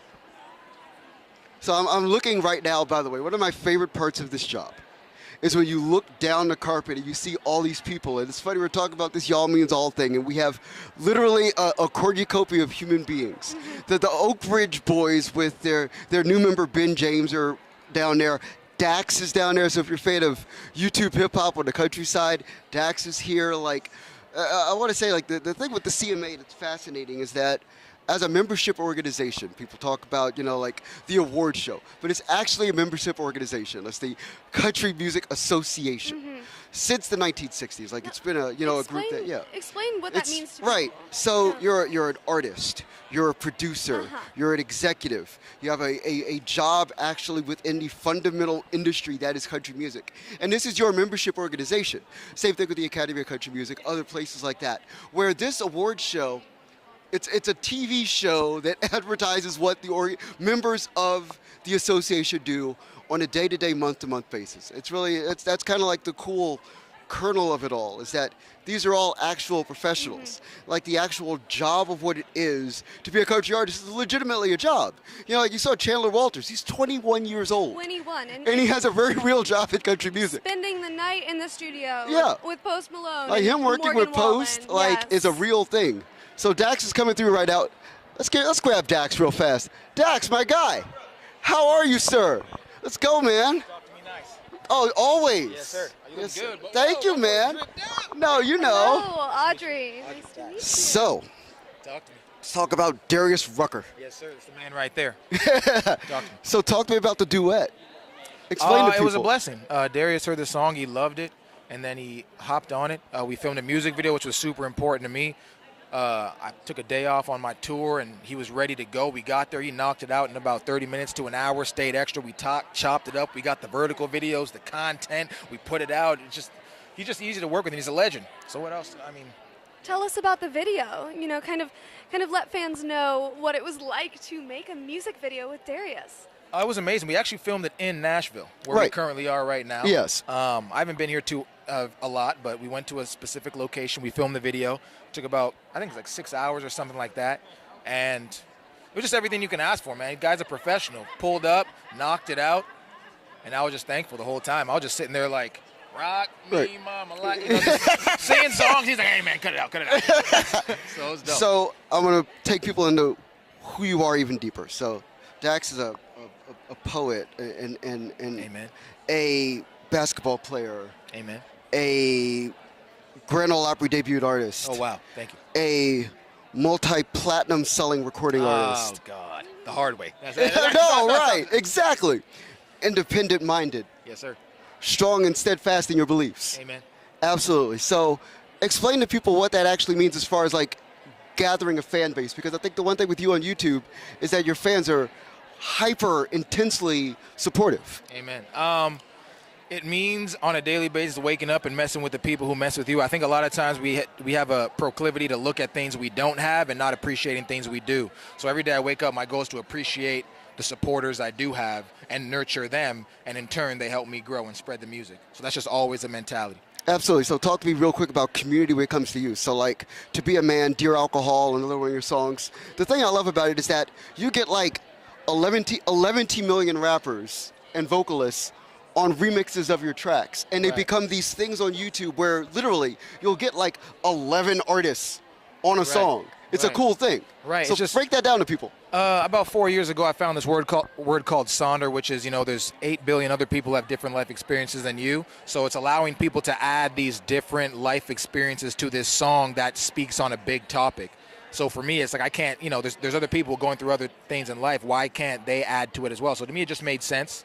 And it's amazing to hear people's perspectives, man, women, everything in between and everything. So I'm excited. Absolutely. So as far as tonight, what are you looking forward to the most? Because there's a lot of young, independent artists that are making noise in country music right now. I feel like it's a whole moment. Yeah, it's a moment, man. I'm looking forward to seeing people do their God-given purpose and perform it to the best ability they have. I'm looking forward to see the people perform. I'm looking forward to see who wins. I'm a competitive guy. I'm not nominated for anything, but I'm excited to see who wins. You'll be nominated soon. I'm not even worried, man. Hey, man, God is good. So I see a Best New Artist nomination in your future, sir. Talk to me nice. Absolutely, man. Well, Dax, appreciate you, brother. It's a pleasure as always, friend. Absolutely, man. All right, next we have Lanco. Yeah, Lanco, come on in, guys. Come on in. Hello. Absolutely. What's going on? Marcus Dowling with the Tennessean. It's a pleasure to meet you in person. Hey, how are you? How you doing, sir? What's going on? Hi, Audrey. Right on. I'm wonderful, man. Hi. I'm going to cede the mic to you guys because I don't want to interfere with the shot. There's so All many good. Yes. All good. Tell us what you are all about. Introduce yourself to the audience of the Tennessean. Yeah, we are Lanco, and we're back at the CMAs. We're here. It's been a few years. We're coming out of retirement. You're welcome. So what does that mean, coming out of retirement? We literally haven't been at the CMAs for like 5 years. And so we... Webster defines retirement as the ceasing of work. Yeah. And then we realized we have mortgages and have to keep working. So we just finished another record, going back out on tour. January 17th, dropping a brand new album. Wow. Got a new song coming out actually next week. So yeah, just lots of fun, exciting things. We're happy to be back at CMAs. This is awesome. Talk to me about the record. What can we expect? Great songs and melodies and guitars. No. I think you can literally expect what we, to hear about what we've been going through the last 4 years. Yeah. What have we been going through the last 4 years? Our first album. We've been a band 10 years, and this is honestly going to be only our second full-length album. And I think this album really is. We haven't put an album in years, and if you are a fan of Lanco, this album will kind of catch you back up on where we've been, who we are. We have families now, a little bit older, not that much wiser, but a little bit. And the songs definitely cover all the areas of our life: the joy, the heartache, the pain. It's all in there. 100%. And what are we most excited to see tonight? Post Malone, Noah Kahan. Yep, I agree. Post Malone. I'm aware I just named like a lot of the not necessarily. I'm excited to see. I'm from Tennessee. I'm from Tennessee, so I'm excited to see Peyton Manning. Yeah. For sure. Caleb Presley's presenting. I think that'll be funny. Brooks and Dunn. Yeah. So in our new album, are we getting that kind of outside of country flair coming in? Are we integrating some other genres too? What is this album gonna look like? I'll say this, Lanco, we've definitely always kind of pushed boundaries sonically, and we definitely have done that on this record. We have some really traditional country sounding stuff, and then some stuff we pushed a little bit, little rock, little Americana vibe. So it's a good record. Well, great. Thank you, members of Lanco. Yes, Enjoy you're the welcome. evening. Thank you. Thank you. Welcome back. Honestly, I'm a 46-year-old grown man, so I'm actually aware of what you guys do, and I'm happy to have you guys back around. Thank you so much. Sincerely. Stephen Wilson. Yes, we Sir, got Stephen Wilson Jr. my friend. Here. What's going on, man? Hello. Brother, I know you. Hi, Audrey. Come on in, man. Thank you, brother. How are we feeling tonight? I'm very good. How are you all feeling? I'm kind of nervous. No, man, don't be nervous. Okay, so there are people in the world who say that your album is the only thing that they listen to right now. Yeah, I'm serious. A lot of my friends. Yeah, so explain to people why you're having this moment with the record that you put out last year. Yeah, I think the record it's kind of like went through a bit of a metamorphosis of sorts. It was like a cocooning phase, and now it's kind of like, it's just been like a longer time period, I think, for people to kind of crack the whole thing open. And there's just been a lot of kind of, I don't know, higher power factors, I think, involved that I can't really articulate or pretend to understand. Right. And yeah, I think the album, I knew it was going to take a while. Because it's a lot going on. It's my debut album. It's 22 songs. There's a lot to kind of digest for, like, one, who is this guy? And now I got to listen to 22 of the songs. And then they do, and they're very biographical. They're my story. I'm not. I didn't really write songs. I wrote it's my life. And, Right. And I think what I'm discovering is that I think a lot of us live very similar lives. There's a lot of parallelisms within our lives, and the threads that are in those songs are the same threads going through so many different lives. And I think it's just reminding us all that I think we're a lot more connected than our individualism thinks we are. So I want to talk about what's happening over at Big Loud with you and Charles Wesley Godwin and Cassius Culpepper. There is a crew of, like, phenomenal singer-songwriters who all are independent-minded, hard-working artists. And I want to ask about that. And what you're developing over there. Because those are guys that I know you know, and I know you respect their work, for sure. Yeah, absolutely. They're my friends and colleagues, and I'm very proud to know them and proud of them as artists and creators. And I just gotta say that, Big Loud, Seth, and the whole team, everybody, they believe in music, and they believe in I'm more in the emotion business than I am the music business, and that's and I think they're aligned with that, and that's what I focus on, and I think they let weirdos like me do our work, right, and help where the help is needed, and let the music do the heavy lifting. Absolutely. What can we expect next year? What can we expect moving forward? More music.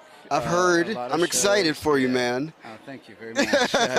A lot more music, and I'm about to start making a new record, so that's a component of it. Whether it comes out next year or not, we'll see. But there's a lot of new music and a lot of just new videos and stuff that I've been working on, and just a lot of new things and a lot of shows. It's like my whole life has changed in the past year and change. No, of course, man. No pun intended there. A year and change. It's a song title, perhaps. I think you should. I think it is. But anyway, that's been a big thing, getting used to all of this. Like my dreams outdreamt me, and I'm just trying to keep up with them. And absolutely. I'm very, very grateful to be here on Earth, not just here, but just here. Steven, I appreciate you so much, dude. Honestly, family, always, man. Enjoy your evening. Yes. Thank you again. Good to see you again. Well, I was on, brother. You already know. So, all right, we've got the lovely One the ladies Duo. of One the Duo, our favorite mother-daughter duo. Come on in. Yes. I was like, hi, you look beautiful. Thank you. You too. How you doing, Marcus, look at this. So tell the Tennessean audience who y'all are. No, you know. They're already chatting. I love it. We're a I love it. mother-daughter duo. Yes. We're One the Duo. Yes. I'm Prana. I'm Taquita. Yes. So let's talk about Blood Harmony. Yeah. One of my favorite records. Okay. So, funny story. I've been sitting on Blood Harmony for probably like a year and a half of my life. Yeah. It's a record that I know way too well, personally. So, talk to me about the power of finally getting music out and that process for you. Oh my God. The process was actually seamless. It really was, and we have to give that credit to Renee Bell, Yes. who A&R'd the project, our manager, and really helped to set the stage for the kind of record that we wanted to make. Yep. And she made it her own mission and championed everything that we wanted the album to be, which was like rooted in true country music. So we worked with Brett Mayer, we worked with Dan Huff, we worked with Nash Overstreet, we did co-writes with John Bettis and Rebecca Lynn Howard. Well, and and I her think the husband. wonderful thing, speaking to like Renee helped us build those country roots, it also allowed us to expand outside of that and push what country could be, which I Yeah. think is what's really exciting for us about the process of making Blood Harmony and the process now of making songs post Blood Harmony. Is continuing to expand and refine and bend what country looks like and sounds like to us. You know. Absolutely. So real quick, I'm just gonna like name drop and pick it up and say that Renee Bell also A&R'd George Strait's most recent record, just to put this in all in context of what's going on here, right? Yeah. So I talked to your mom when we did the interview. Yeah. So let's talk about the importance of family uniquely here. Yeah. Well, and Yaya's in town right now. No, yes, really? yes, and Yes. she'll be here for a couple of weeks. So Oh, lunch, amazing. No, dinner, no, coffee, 1,000%. anything. Yeah, Please. I'm in. I know she would love to see you. Yeah, by all means. Yeah, for me, it's kind of seems cliche because we're the mother-daughter duo, Yeah. but the reality is I just can't imagine doing this work with anybody else. Yeah. And Yaya being kind of the root and the cornerstone to our relationship and how we're able to do this work together, because a lot of people struggle in familial relationships and then working on top of it, like, get out of here. Without the foundation that Yaya gave us to be able to be strong communicators and like have a vision and stick to it and get through struggle together, we couldn't be doing what we're doing. You know, family is everything truly to us. Absolutely. And what's it like being in the studio together? Like, is there a sort of energy between the two of you when you're recording? Oh, completely. We have the best time in the studio. We're actually, it doesn't take us long to record a song. It takes like an hour tops to get through a recording. But it could take us 30 minutes if we stopped goofing around so much. No, we're laughing the entire time. And I know that sounds crazy, like an hour. The reality is we're really, really locked in, and we know exactly what we're there to do. We only started timing it because I was like, wait, are we done? Full harmonies? Or there's no tricks, there's no bells and whistles. No, I mean, sometimes even like the band tracking that same day, and we're just like, and we'll cut our vocal now. Yeah. But I think the energy is just so harmonious. I've been like, my first introduction to recording music was through my mom. I used to, when her producer wouldn't be in town, I used to track her vocals for her. Yeah, she was so like, and I was like 9. 10. Exactly, like 9 or Amazing. 10 years old doing that. Well- so like the studio is almost the foundation of our relationship. And how old are you now? I'm 24. Amazing. I love it. Y'all have to actually meet in real life. Like Okay. outside of this. But yeah, no we doubt. need to get past the carpet. Absolutely. And if Marcus says so, then I know it's real. Consider it done. All right, well, I appreciate the time, y'all. Oh my gosh. Yeah, thank Always you. a pleasure. Okay, remind me of your name. Audrey. Absolutely. Lovely Absolutely. Lovely to see So- you guys. Yes. We're going to bring in some royalty, some country music, actual royalty in real life. Shenandoah, what's going on? Brother, I'm good. Can't Hi, complain. Audrey. Yeah, good to see you, Audrey. So, we could talk about all of the hits, but I want to talk about getting Jason and Luke, who probably are two of your biggest fans in real life, to actually cut songs with you. Wasn't that crazy that they want to sing a record with us? Yeah, but they're your fans though in real life. Well, Marty, No, they Marty are. made it Right. happen. And tell you the truth, that's humbling. But look, I can remember when we were big fans of Merle Haggard and George Jones. As we were coming up in the ranks as well too. And man, when we get to do a show with them or get to do anything with them, that was always real special. That was a real special thing to be able to do. And when this thing came about, it wasn't anything that was contrived. It literally just happened. Yeah. Yeah. I'd got the opportunity to go to sing one of the number one records at Luke Bryan's 30 number one. Yeah, the 30 number one the record. whole genesis of this thing. It was cool. That's right, yeah. So anyway, while I was there, I got to telling, because see, we kept getting several years ago. We kept getting these videos Right. Of Luke and Jason and Miranda Lambert singing Sunday in the South. In their show. And so anyway, so I said, look, I said, man, we just recut, you know, a track on Sunday in the South. Man, would y'all think about coming over and throwing a vocal on it? And Luke said, man, are you kidding? I said, no, I'm not kidding at all. And I said, can you make that happen? Luke said, I can make that happen. And Jason said, I'm doing it too. And that literally, I'm telling you, that's literally how that happened. It wasn't in a big office room, meeting room, and anything. I mean, it literally just fell out just like that. And we just shot a video. You know, that's usually that's the best way it happens anyway. And we just shot a video on it too a couple of weeks ago in Leapers Fork here in Tennessee. Amazing, And amazing. it's coming out, I think, in 2 more weeks. So. Tell us about the video. Can you tease anything? Well, we shot it at Leapers Fork. It's just what they did was where we shot the original video was in Tuscumbia, Alabama, where Marty and I both live now. Yes. And the video company came down to reshoot the most iconic shots from the original video. But then the parts where me and Marty and those guys were, we were just sitting around this little diner table singing at each other, you know, in Leapers Fork. What's the name of that little place, you remember? You know, you're going to try to give them a plug, but I can't remember Number the One name of Coffee it. or something like I that. love it. I Number love it. One spot But or anyway, it's going to be a really good video. We've got to see the final one a few and days you know, and ago. it was a lot of fun too. Absolutely, I'm telling you, man, it it was was fun. you know, a lot of fun. You know, getting to hang with them old boys. Yeah, You I know, love it. It was good. Absolutely. Well, thank you so much, Hey. gents. It's a pleasure, honestly. Thank you. No, Thank you. dude. Of course. Absolutely, man. Of course. Absolutely. Enjoy the evening. Yeah, okay. Yes. All right.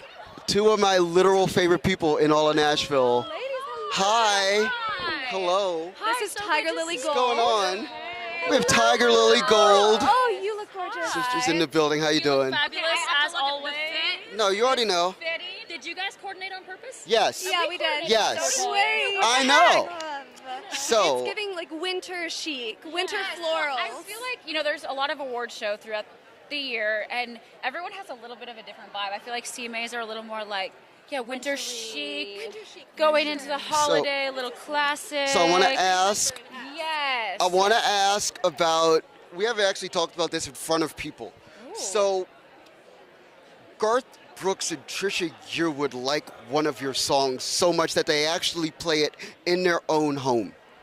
Yes, that's not okay. That's what we found out at the CMT Awards earlier this year. Trisha, we had never met her, but we're such fans of both of them, and Trisha came up to us and said, "Hey, girls," and we just started freaking out. And she's like, "I love your song," and you're like, "Okay, whatever, like sure." Yeah. Then she started singing 1 tequila, 2 tequila, 3 tequila more. I was like, "Is Trisha Yearwood singing our song to us?" Me and my husband love that song. I'm like, your husband as in Garth Brooks? Or it was a very out-of-body moment for us to know that other artists do listen to us for whatever reason. Yeah, it so honored. Absolutely. So let's talk about radio. Let's talk about, you know, it's moving. Yeah, Ring just hit top 30 and, you know, wanted to go all the way, so fingers crossed for that, but we're writing album 2, honestly. We're keeping this. Wait, we just talked about album 1. Yeah, we just talked about it, but we're still moving on from. I mean, we love album 1 so much, and we released that this year, you know, Blonde. But we're in the thick of writing album 2 right now because we're so inspired. We love to create, and I feel like these last 2 years, so much has happened that there's so much to write about, and so we're keeping it rolling. So we're really excited for a lot of new music in 2025. Yeah. So what is album 2 about? Can you tell us what has happened in the past couple of years that we're writing about so intensely? I think there's a few more love songs than normal, actually, which is interesting for us. Yes. Maybe we're in our lover era, but I'm going to roll with it. I just said this earlier, but good things come in 2s, maybe. Okay, I know that the saying is 3s, but we're going to make it 2s. Okay, so album 2. Good I feel like, you know, we've been doing this career since we were 14 and 16 years old, so stepping into our woman era of life. You know what I mean? Like even bolder, braver, less filtered. Yeah. You know, taking anything. That's right, baby. Yes, not taking it. I love it. Well, thank you so much. Hey, thank you. I Always appreciate good you to as see you. always. Hey, thank you. Absolutely. Hey, great to see you. So good to Cool. see you. Thank you. Oh, you already know. You look Enjoy great. the evening. Oh, sorry.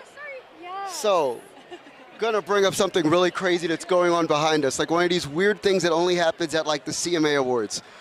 Home Free, the Oak Ridge Boys, and Shenandoah were all hanging out with each other. It's a meeting of the mind. No, it's so Home Free and the Okies are like Harmony vocal gods. cousins. Yes. Like they've done this before. I've seen it. I'm like an honorary Oak Ridge boy.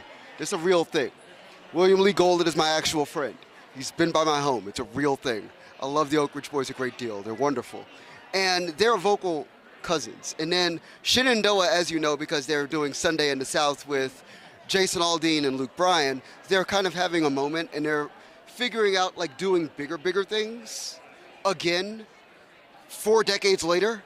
And you get like them all kind of hanging out, like putting together things that make country music. It's a cool, timeless thing. So let's get Scotty Hasting in here. How you doing, sir? Absolutely, Marcus Dowling with Tennessean. Yes, sir. Hi, Audrey. Scotty Hasting, great to meet you. So let's talk about Dolly Parton. Let's jump right in. Oh my God. Explain to people what I just mentioned. Yeah, so I have a song that I just released not long ago called Till the Last Shot's Fired with Right. Lee Brice and Dolly Parton. Yes.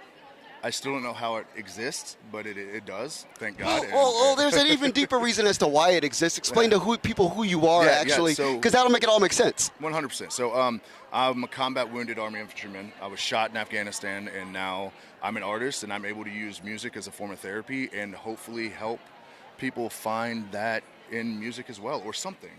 You know?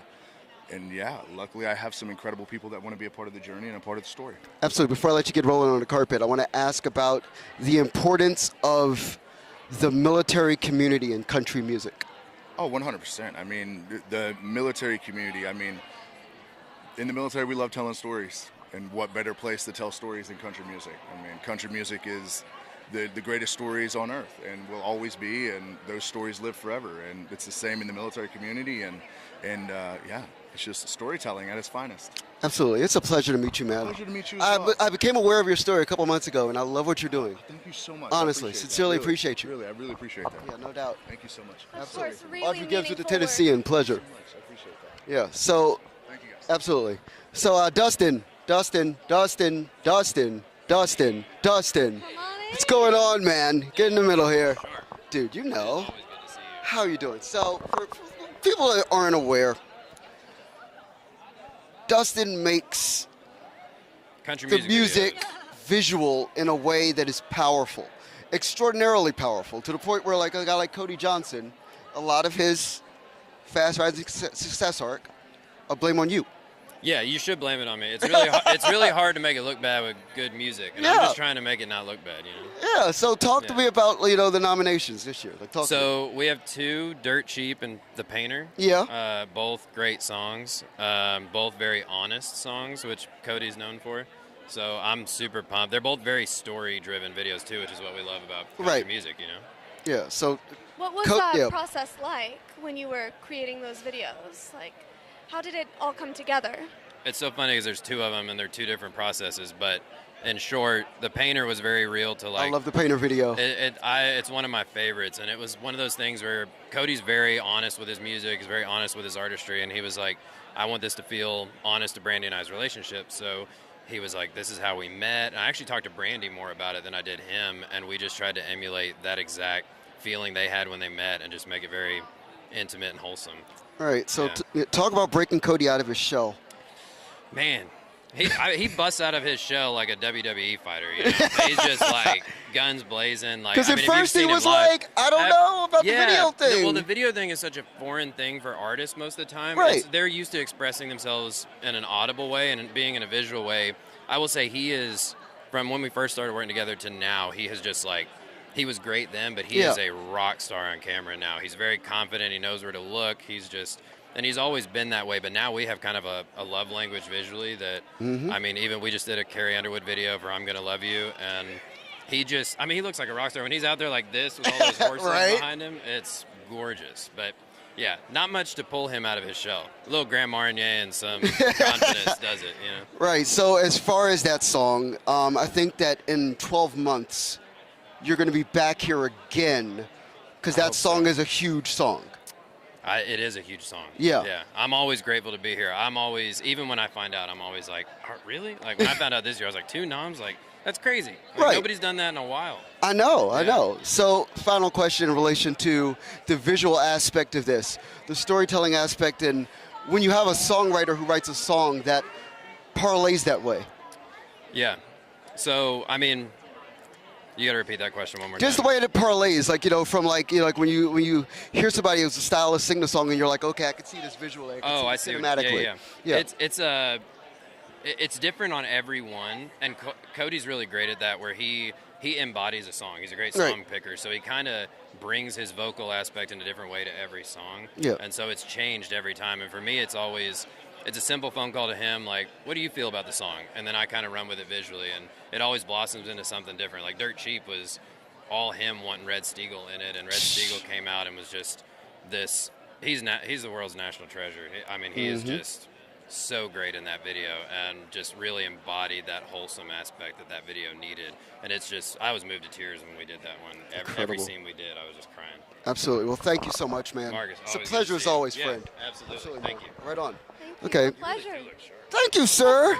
So I want to bring in somebody right now who's making all sorts of noise on the charts right now, having a moment. What's going on, friend?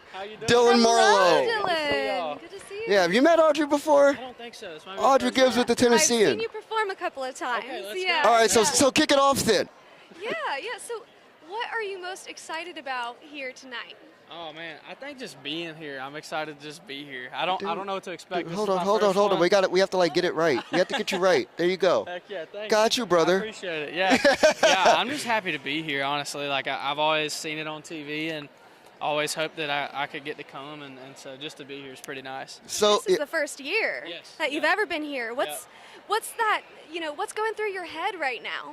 Yeah, I don't know. I think just being like in the mix with these caliber of artists, like you look everywhere and see just some really insane artists to even be like in the mix with these guys. Dylan, you're making noise on radio. Come on now. Tell the people why I literally made a whole big show out of having you up here. Tell them about the radio success. I guess we have a top 10 right now. Yes, you do. Tell the people about it. Yeah, it's this is your right in the camera. Right in the camera. Eyes in the camera. Thank you, friend. You're the ultimate hype dude ever. Yeah, dude. Let's go. Boys Back Home's top 10. We're number 8 right now, and it's pretty surreal, pretty big blessing. You always see people. How many in weeks top on the 10. charts? I think we're like officially like 38 maybe. So well it's been done, on there a minute. Like, yeah. Not bad for the first one. Exactly. So got to cut your teeth somewhere, you know. Yeah, man. So talk about the excitement of the live performance, because I know the crowd is literally saying these words back to you like out loud. Yeah. Yeah, it's wild to see the reaction. To me, like that's what makes me feel like I'm doing something right. You know, I feel like you can get as many streams or as many number ones or whatever, but when you go to shows and see fans like singing and packing the rooms out, that's like the validation for me that I take. So, dude, congratulations, Thank man. you, man. Good to see you. Hell yeah, dude. You look fresh. Thank you, man. No, I love this. I love this custom here, man. brother. I had to get a little spice it up for the CMA. I like it, man. Appreciate you, sir. Dylan Right Marlowe, on. Absolutely, everybody. no doubt. Right on. So I'll tell you a little funny thing about the job. There's occasionally times where an artist will have consecutive like successes, and the press cycle happens, and you miss. I always miss like one. It's like I have like a 90% success rate. Dylan Marlowe is in my 10%. So like to actually get the chance to like grab him, see him, stop him, tell him I'm proud of his success was really cool. Because to see him kind of make the run that he's been on, and he's had this song on radio for 40 weeks. That's, it's 3/4 of a year. And it's starting to really take for him. And that's the thing in country right now is you find these artists who have songs, literally a song, that'll be on the chart for like most of a year. Like they're pushing the same music. It's kind of crazy. Yeah, and I think with Dylan, people are really connecting to his music. Yeah. When I've seen him live, like it was in a writer's round style, and you could see the audience light up and really dive into the music with him. There's like a playfulness, but also a depth. So. Absolutely. So I think we got Dan Wilson here. Dan, come on in, friend. Hello, come on in. Absolutely. What's going on? Marcus Dowling with the Tennessean. Oh, Tennessean. Yes, sir. How's it going? This is Audrey Gibbs. Hi, Audrey. Very pleased to meet you. Oh, looking sharp. Oh, So- thank you. Of course. Thank you. Express to people why I freaked out when you walked up. Talk to me about songs. Songs. Talk about songs. Well, Yeah. I mean, this is one of the world's capitals of songs. It's the greatest concentration of brilliant songwriters anywhere. Yeah, and your work in particular. And I'm not saying I'm particularly. I'm very lucky to be part of this community when I come. Yeah. But you have nominations and things. Yeah. Break it down. Break it down. Walk me through it. Like, tell me more. Yeah, like your success. My success? Yes. Well, I mean, played in a bunch of bands. My band, Semisonic. Yeah. We toured for about 7 years pretty steadily, and we had a couple of hits. And it's something about one thing leads to another. Closing time leads to me meeting the Dixie Chicks, and meeting the Dixie Chicks leads to me, working with Rick Rubin, and that leads to Taylor Swift and Adele, blah, blah, blah. One thing leads to another. It's hard to explain it. Because it's a crazy thing with your career is like, I could stop it at the Semisonic point. Totally okay. But then you have this whole other life. Yeah, it's like a crazy other chapter. Yeah, I know. right. And I in my band, Right. Trip Shakespeare, the band Yeah. before Semisonic, I was writing with my brother. Yeah. And I was often like the person who did the last 10% of the song. So I learned how to be like really helpful. You know what I mean? Or useful. You tied it with Yeah. a bow. You know what I mean? Yeah, or just like thought of the last couple lines that would make it make sense. And so, in a way, that kind of training helped me be useful and helpful in other contexts with brilliant writers, So Absolutely. you've worked with some of the biggest names, not just in country music, in the music industry. Yeah. So who are some people that you would love to work with who you have not yet worked with? Ooh, well, I hate to say my list of who I have worked with is long, so. No, dude. But I mean, the first person I always think of is Paul McCartney. Like someday maybe I'll write a song with Paul McCartney, and if not, I've gotten so much out of the Beatles' music that I can't complain. But that'd be always the first person that I think of. Absolutely. So. And I love Björk. And I really dig. There's just. It'd be the ultra legends, that I'd have the dream of writing with. So I have a question here. I think you'll have the proper depth and context. Let's find out. All right. Country's having a crossover moment where all of these genres are filtering into what country is as a pop thing. Yes.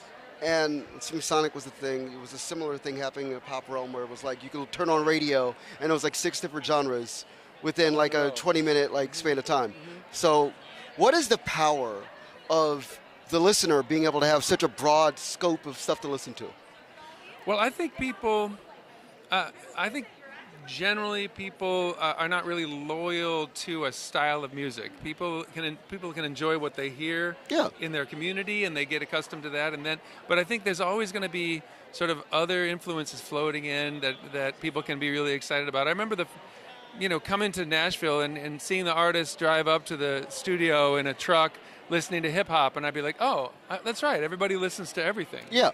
And that's kind of what that comes and goes in the way the formats are set up. But I think there's a lot more, what would you call it, like hybridizing or genre blending going on now. There's been in a long time, Yeah, absolutely. Like that. Well, Dan, it's been a pleasure. Hey. Honestly, when I saw you were on the list, I freaked out. Honestly, I'm 46, so I spent a lot of time in my formative years before I became a journalist listening to your music. So it's a pleasure. Thank you. Sincerely. Thank you so much. I appreciate it. Absolutely, friend. All right. No doubt. Great night. Mr. Zach Top, get in here. Zach Top! Good Lord, brother. How you doing, man? Dowling. Yes, sir. You know. You look better every time I see you. Thank you, Hi, sir. Audrey Gibbs. Pleasure to meet you, Audrey. Yes. How are you? We have a mutual friend. I've been dying to meet you. Sophia Harness-Bradley. No kidding? Yes, How kidding. do you know Sophie? We went to college together. That's hilarious. Yeah, I've known Sophia since she was itty bitty. I guess I was pretty itty bitty too, but that's so funny. I love it. It's a good segue to Oregon. That's perfect. Exactly. Yeah, we're gonna start an obvious place that everybody's gonna ask you about, but we've talked about it before. I want you to express to people the moment, the first moment you sit there and you walk off stage and Alan Jackson is staring you down. Talk to me about that in 2025. What that's gonna be. I guess I'm gonna try and not act like too much of an idiot and be too starstruck. And I hope I remember my name so I can introduce myself, all that good stuff.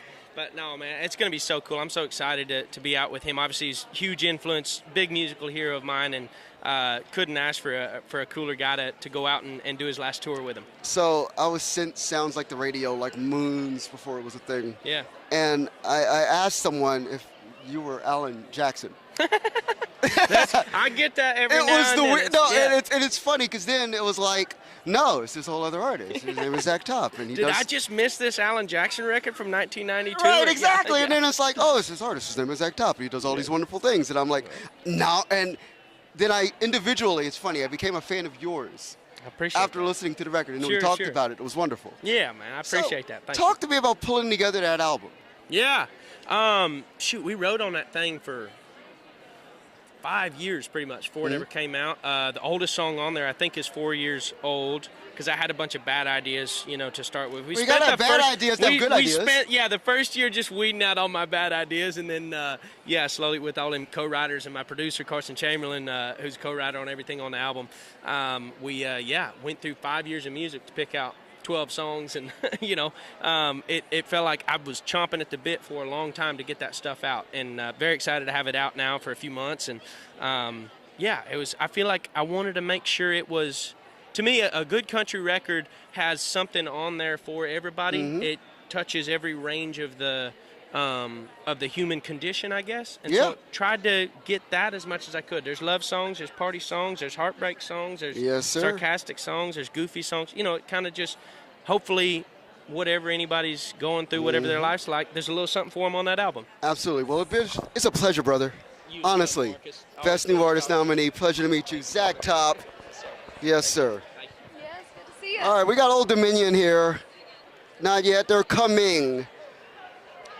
It's a whole lot of people here right now. This is the exciting part of the night. You're about to see all of your favorite country stars in rapid succession. Red Clay Strait. Yeah, everybody. It's a good time right now. Oh my gosh, who else are we seeing? Jesus over Christ. here? Oh my God, Ernest will be in the building. Yeah, this is a really this is a good time right slate. now. But no, so funny story, the Dan Wilson thing, right? Yes. So when I moved to town, you have these random conversations that only happen in Nashville where 90s and 2000s pop and rock stars all kind of relocated here. So I'm just sitting in a random diner and it's do you want to, Semisonic guy does records in Nashville, and I'm Semisonic. It's boom, all these records just pop out of my head. Same thing. Oh, we found it. So yeah, no doubt. What's going on, brother? Dude, I should have known you. How you doing, man? That's correct.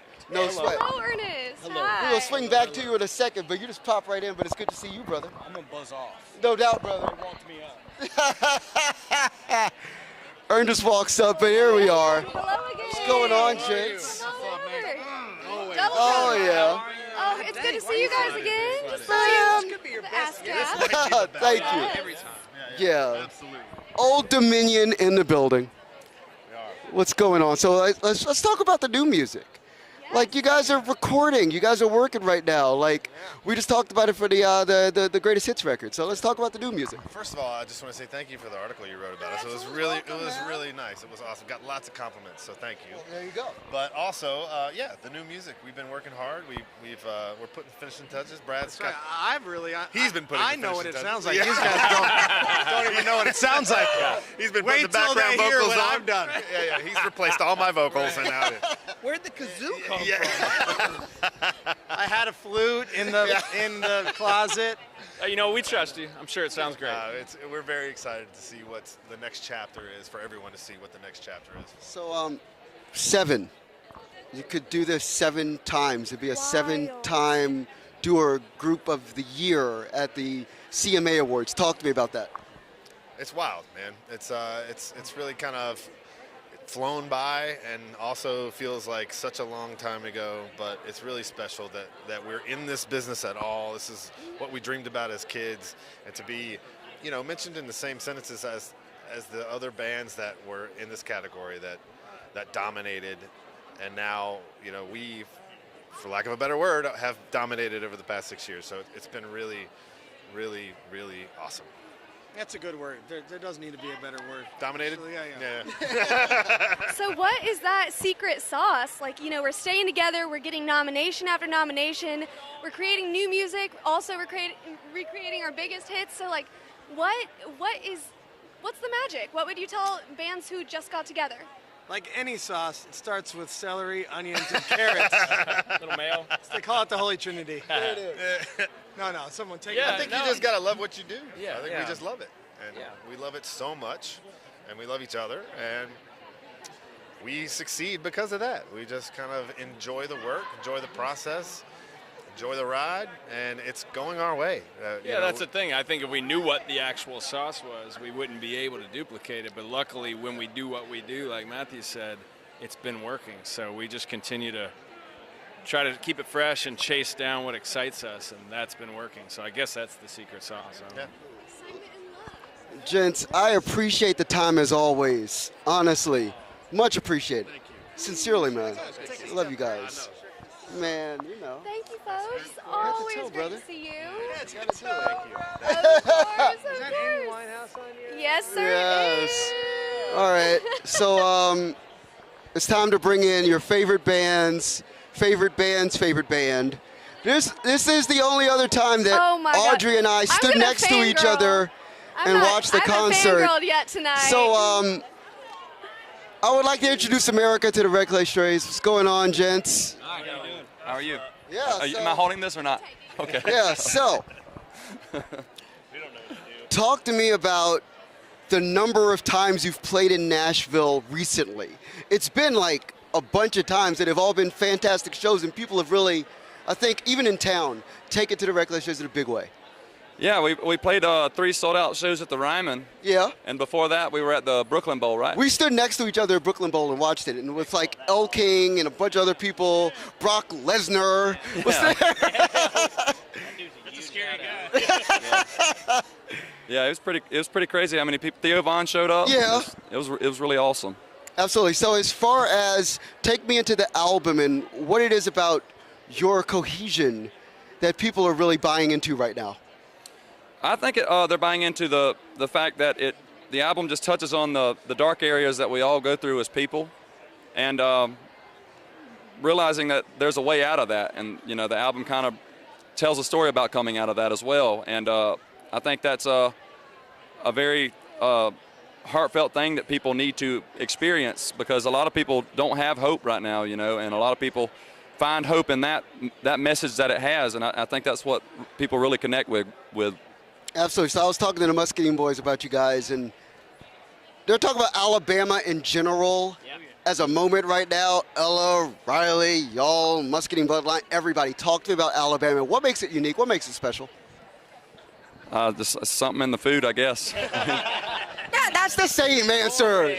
Yeah, the cornbread. What is it, man? But I mean, Alabama shakes, Brittany Howard. There's a lot of good music that comes out of Alabama. Right. We got a lot of soul, we got a lot of blues, and we got a lot of country that just kind of come together and make everybody who they are, like especially Muscadine and and Ella and them. It's like it's genuine Southern fried stuff. You know what I mean? It's just coming right from our hearts, and we're just doing it. Absolutely. So, as far as the next steps for what this is, like you're nominated tonight. I think that this is the beginning of many nominations for you guys as far as like being a part of this community. Talk to me about next steps and being a part of what Nashville really is all about. There's not really a next step, Playing shows has always been the step. Yeah. And God's just kind of worked out everything else for us. We've just been working hard and trusting Him. And we have no idea we didn't know what this year was going to look like, and we don't know what next year is going to look like, honestly. Absolutely. So, cool. Well, as far as questions, that's what I had. Gents, I'm going to let you get rolling. Honestly, it's a pleasure, honor. Congratulations. Thank you. Yeah, for sure. Do you want me to hold this still? Yeah, walk us through it, man. You have to, you. Oh, you're gonna talk. You got it. Oh, okay. These suits are by a company called Addicted to Spoken. Bespoken. Yeah, we ordered them about 2 months ago, and they came in a day before we had to leave to come up here. They're all custom suits. Oh, fabulous. All custom done by our ideas and Yep. And then this one was done by Jukebox Mama here in Nashville. Heck yeah. So, shout out to Sorry in the building. But yeah, absolutely. Thanks a lot, gents. Appreciate you. No sweat. Pleasure, absolutely, man. Marcus Dowling, I think pleasure. y'all are yeah, killing pleasure, it, man. and you're doing Absolutely, something sir, no that doubt. people have not done before. You're welcome, bro. Man, we're out here. Yeah, you know. That's the whole damn alligator. You already know, man. Two. Appreciate you. Easy. All right. So coming in here now, absolutely. We have a #1 dance artist in country music. Elena Springsteen, come on in. Elena Springsteen, what's going on, lady? Hello. This is insane. We're kind of mad matching a little bit. I like that. I like that. This is a beautiful thing. The color this year. So, Apparently so. Tiesto apparently likes country music. He does. He's a fan. Right. And I am just honored. I'm such a fan of EDM and dance music. Yeah. And I feel like collaborations are where it's at. I love what happens when minds get together and come up with something different and unique. And we're number one on the dance charts right now, which is so exciting. So it's a cool thing. It's like you have like a decade of time here that goes from like, back to Avicii working with Aloe Black, all the way through to Diplo doing the Thomas Wesley stuff, and now you're working with Tiesto. It's a beautiful thing. Yeah, it's incredible. Right. Honored to be a part of it. And now we're on the CMA Awards carpet. This is my first carpet here. Are you serious? It's my first one. Okay, this is wild because we just talk to each other too much. I know. So like, I know. yeah, so like I just didn't realize. Yeah. So talk to me about the power of like, let's run through a catalog song. Let's go Ghost in My Guitar with Chris Stapleton. Yeah. Honestly, that's the reaction I have when I still say it. I'm so excited to see him tonight too, with Post Malone. Like he's just one of the best to be doing it right now, and I'm so honored that he believed in that song enough and believed in me enough to be a part of it. Right. And fans are still gravitating toward it. Like it's still one of my favorites to play live, and people like screaming it back. It's so So I want to tell the humorous story of you standing side stage at Crash My Playa. Yes. And you see Chris Stapleton playing the guitar. Oh my God. And you've got the song, right? Lay it out for people. So I had written this song called Ghost in My Guitar, and I approached it as a duet between me and a guitar instead of a vocal. Yeah. And there's kind of like a trade-off and back and forth that happens. It's like a conversation. And I knew I wanted somebody that was very identifiable. Like you knew when they picked up the guitar that it was them, that had like a haunting quality to it. But you know that it's... And I was spinning. I was like, who is the right person? I couldn't figure it out. And then, like you said, I saw Chris Stapleton perform live at Crash My Playa. And the second he put on that guitar and started playing, I was like, my head literally snapped up from what I was doing. And I was like, that's it. Like, that is the tone I was imagining. And at the time, I was like, it's Chris Stapleton. Like, it's the longest shot ever. There's no way, but shoot your shot, right? Exactly. You never know. So we sent him the song, and I found out, like, couple months later that he loved it and was going into the studio that day to record guitars. And he just brought it to life, and it's still one of my favorite things I've done. Absolutely. It was one of the Tennessean's best 25 songs in Nashville of 2023. So I was so shook when I saw that. Truly, it was like the highlight of my year. Appreciate you. So. Well, all right, lady. I'm going to let you run. So good to see you. Keep slaying. You already know. Absolutely. You look amazing. Thank you guys. Have a good night. So we've got some the best, possibly the best duo in the world. Oh, the War and Treaty. How you doing? Hello. We look like a group. We're all black. We're all in black. Look at us. Yes. So I called y'all the best duo in the world. Oh, thank you. Possibly. After tonight, I feel like this nomination means more than just seeing your names up on a screen on a sheet of paper. Yeah. Express to me, Mike, what it is. Michael and Tanya Trotter, by the way, the War and Treaty, but express to me what this actually means in real life. Family. Yeah. It's family now. You know, we're not just guests at the dinner table. We're bringing our own dishes.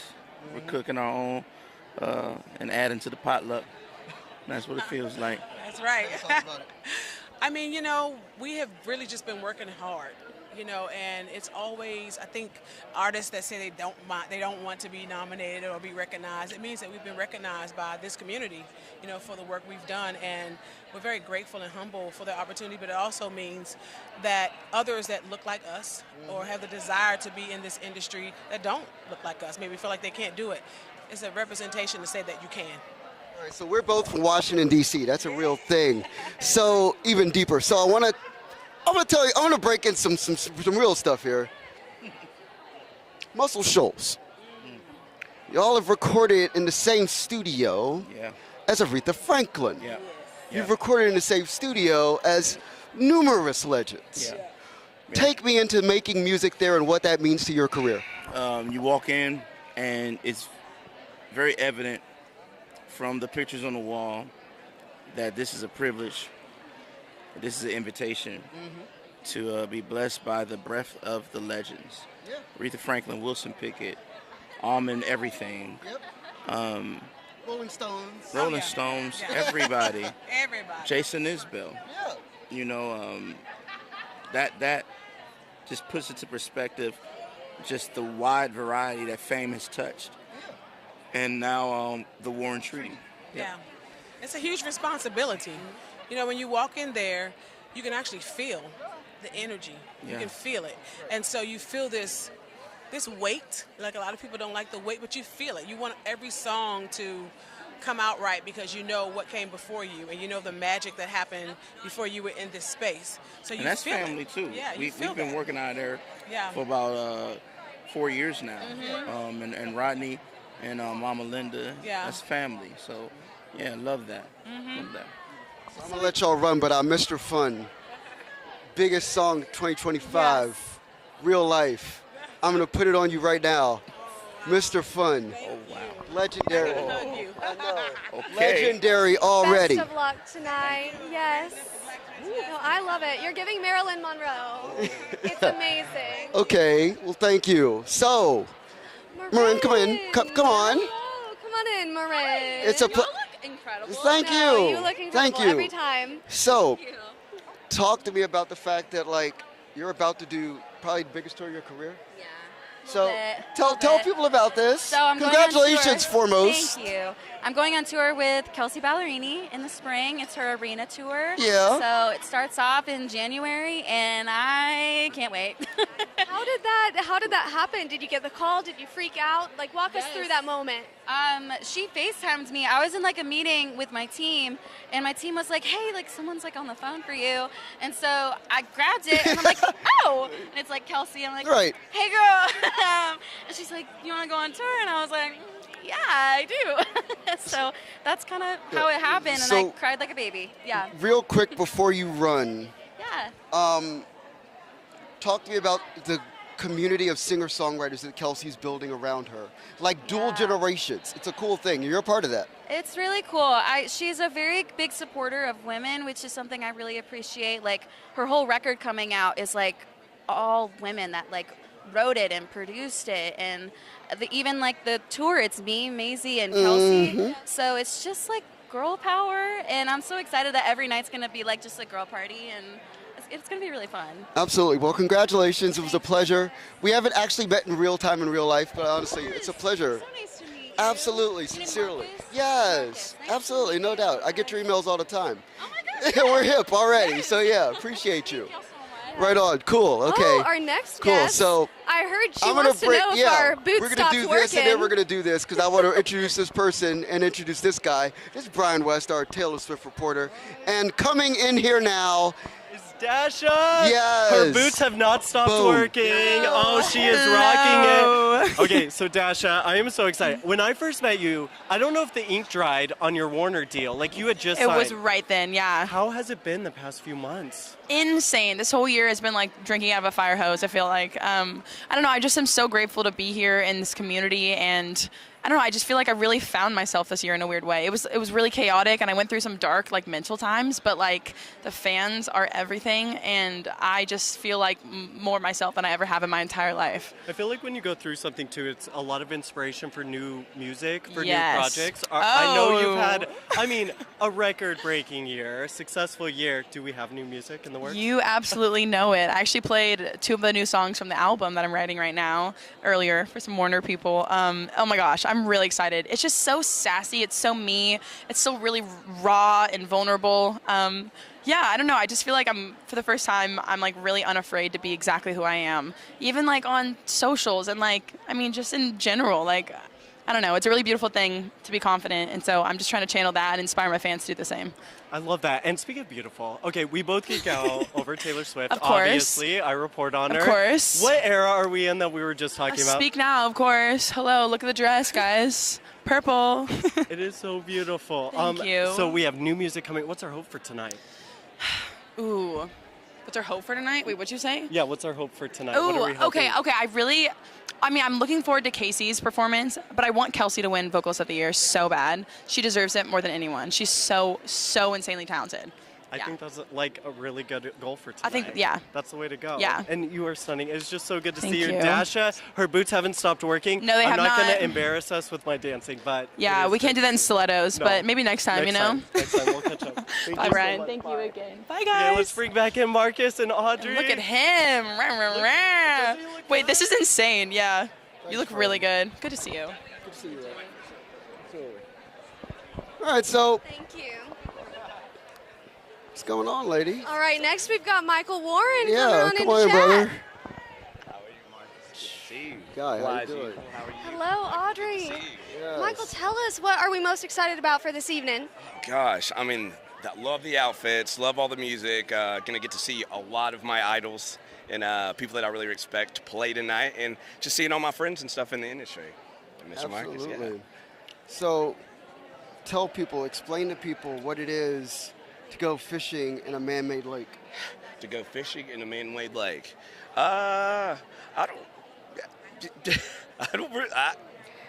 as long as you catch something, you know, like as long as you catch something, yeah. I mean, Right. we all love fishing. I love fishing. Growing up in Alabama, we were hunting and fishing, and that's just kind of like part of us growing up. Because You know, I remember we've talked about this. Yeah, absolutely. Where you're from. Yeah. I know there are a couple lakes out there. Yeah, oh, tons. Yeah. Smith Lake, Lay Lake, Lake Martin, so many lakes out there, so much fish. Absolutely. Yeah. And as far as the community that you've come into in Nashville, explain to people what that is on a day-to-day basis. Because I think that you've come in here, you've really ingratiated yourself. Without a doubt. I think when you first move to Nashville, obviously it's like network, and a lot of those networking relationships end up turning into like lifelong friends. I think that's what what I would tell anybody. It's like you could come from out of town and really have 40 people that you could rely on in about a year or so. So that's what I love, the community, writing songs, doing what we love to do, and having fun. Absolutely. So tell us what you've been working on recently. What can we expect for 2025? Okay, so for 2025, I've been working on, 2024 was a great year for me. Released a lot of songs, went out on tour with Lily Rose, played a bunch of festivals and shows. But 2025, we're gearing up to be even bigger, and we're going to work on that new album, and we're hoping to put that new album out by the end of the year. So, really What can you tease? there's so much. Come on, I know, so you tell them. What can I tease? We got this song called She Just Wants to Dance, and that thing, it's my line dancing TikTok song. And that song's going to be a banger, and everybody's going to be doing it, including you. So look out for She Just Wants to Dance coming out 2025. Appreciate you, brother. Absolutely. Thank y'all so much. No doubt. It's good to see you. Thank nice you. to meet you. So, a double album artist of great renown is here with us right now. The man behind Leather. I don't even know what to say. I don't even know what to say. It's incredible, right? Incredible.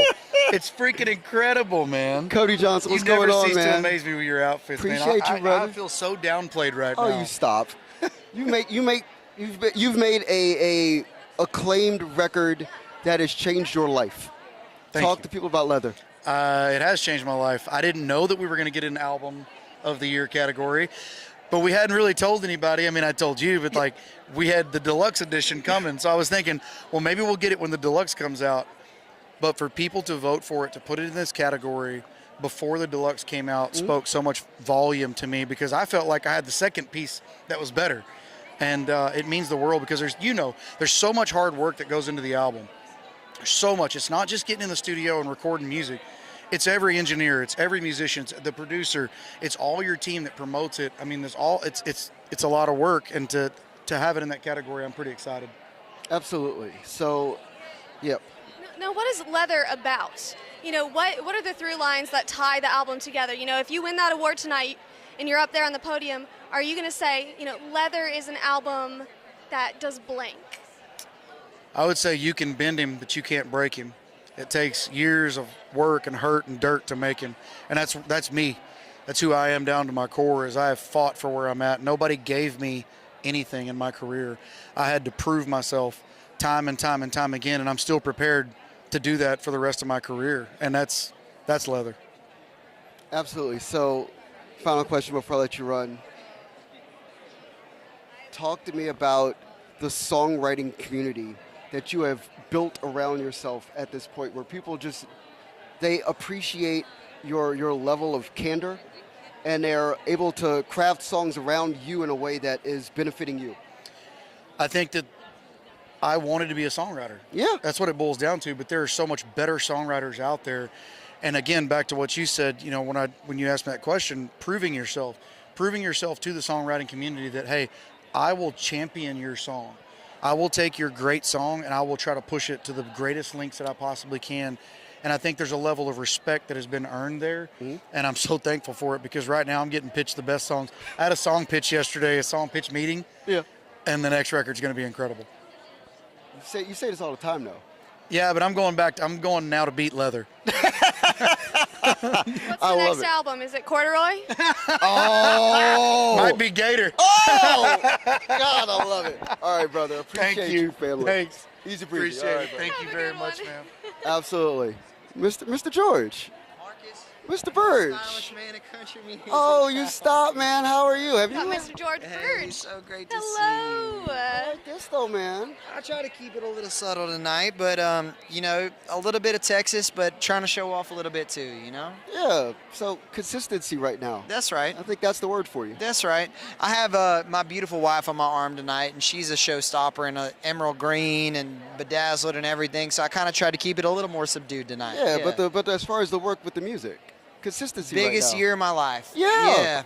We've been chasing this dream for as long as I can remember with not much to show for it. Right. And 2024 decided that it was just going to open up the door for us. Started the year with our first #1 in January, and we're sitting at #2, maybe a #1 on the way here in the next week or two with Cowboy Song. So it has been the wildest year of my life, and very honored to be out here on the red carpet celebrating. Absolutely. So For those who haven't heard that song that's become such a big transformative hit for you, tell people what it's about. So Cowboy Songs is, I'm from Austin, Texas, born and raised, you know, so country's been in my blood. And this is a song about, you know, a girl that only dances to cowboy songs. And more personally, it's me chasing my wife all over every dive bar in Austin, Texas growing up. 6th? Are we talking about 6th? You know 6th Street, Marcus. Oh, I knew you knew how it went down out there. Yeah, that's right. Express to people, which bar? So back when I was there was a place called Rattle Inn that we would go to. I know it well. Rest in Peace was a great bar. But, you know, Cheers Shop Bar, there was Star Bar, you know, the Driscoll when we were feeling fancy to go get our old-fashioned. Austin's a hell of a town, man. So anywhere you stumble in, you probably have a good time. Absolutely. Well, George, it's a pleasure as always, brother. Appreciate you, Thanks man. for having me, buddy. No doubt, man. Great to see you. Have a good one. Thanks, guys. All right. Come on, guy. Tucker Wetmore. Another suit. Money. Good to see you. You look so good. Hello. Gorgeous. Tucker, nice to meet you. All right. Hello, I'm loving the green velvet. Thank you so much. Monochromatic. I love it. Absolutely. So, we made whiskey. We did. Together. And it was so much fun. Yes. We should do it again. We should. Have you tried it? Did you try Yeah, I yours yet? did. I still have an open mind. 138 proof. Yeah, it was strong. Dude, it was strong. I remember trying a little test sample, and I was like, ooh, I can't do that. It's wild. Yeah. Oh, yes, we did. We made whiskey. You made something much stronger than whiskey. Yeah, it was some. Now we need to turn wine into whiskey. Yeah. Oh, yeah. So remember that? Yeah, let's tell people about the single. Somebody actually brought me a bottle of whiskey the other day, or bourbon, that they made out of wine. What? They're like, this is like the perfect gift for you. I was like, that's awesome. Oh, my God. I don't know where they got it, though. So talk about the singles. We've talked about it before. Let's talk about it for these people. Let's do it. How the singles are falling now and the songs are just rolling out in a really positive way for you. I mean, more's coming. More's coming. Yeah, I mean, this year has been crazy. Changed my life. Wine and whiskey, Wind Up Missing You changed my life. I got an EP out now that I dropped a month and a half, 2 months ago, which is doing great. And it's going awesome, man. I'm just happy. Absolutely. So, Tell us about the reception of that EP. What have people been coming to you and saying? People at the shows are loving it, singing every single word to all the songs, which is awesome. I wasn't really expecting that, but it's cool. It's awesome. I love it. And what's next? So much. I just wrapped up my first headline tour ever on Sunday, actually, and so I'm pretty tired right now, not going to lie. But, yeah, I'll be on the road with Thomas Rhett next year, working on an album right now, almost done with it for next year, headlining over in London and the UK, which is going to be my first time over there. Super excited about that. And, yeah, it's going to be awesome. Big year. Yeah. Real quick before you get out of here. Yeah. You played in front of thousands of people and shut down an actual street in downtown Nashville, Tennessee during CMA Fest. I want to take you back to that and tell me what that means as far as like looking at the arc of your career, that moment. That was one of the moments where it was like, wow, I might have a chance, you know. That was my first CMA Fest, and I wasn't expecting that at all. And backstage, my manager was like, "Hey, there's quite a few people out there." Quite a few. Yeah, and then someone else on my team grabs her on the as she's saying that, grabs her on the shoulders and goes, "Did you see how many freaking people are outside?" And I walked out, and there's like 8,000 people there. Shut down Broadway. It was insane.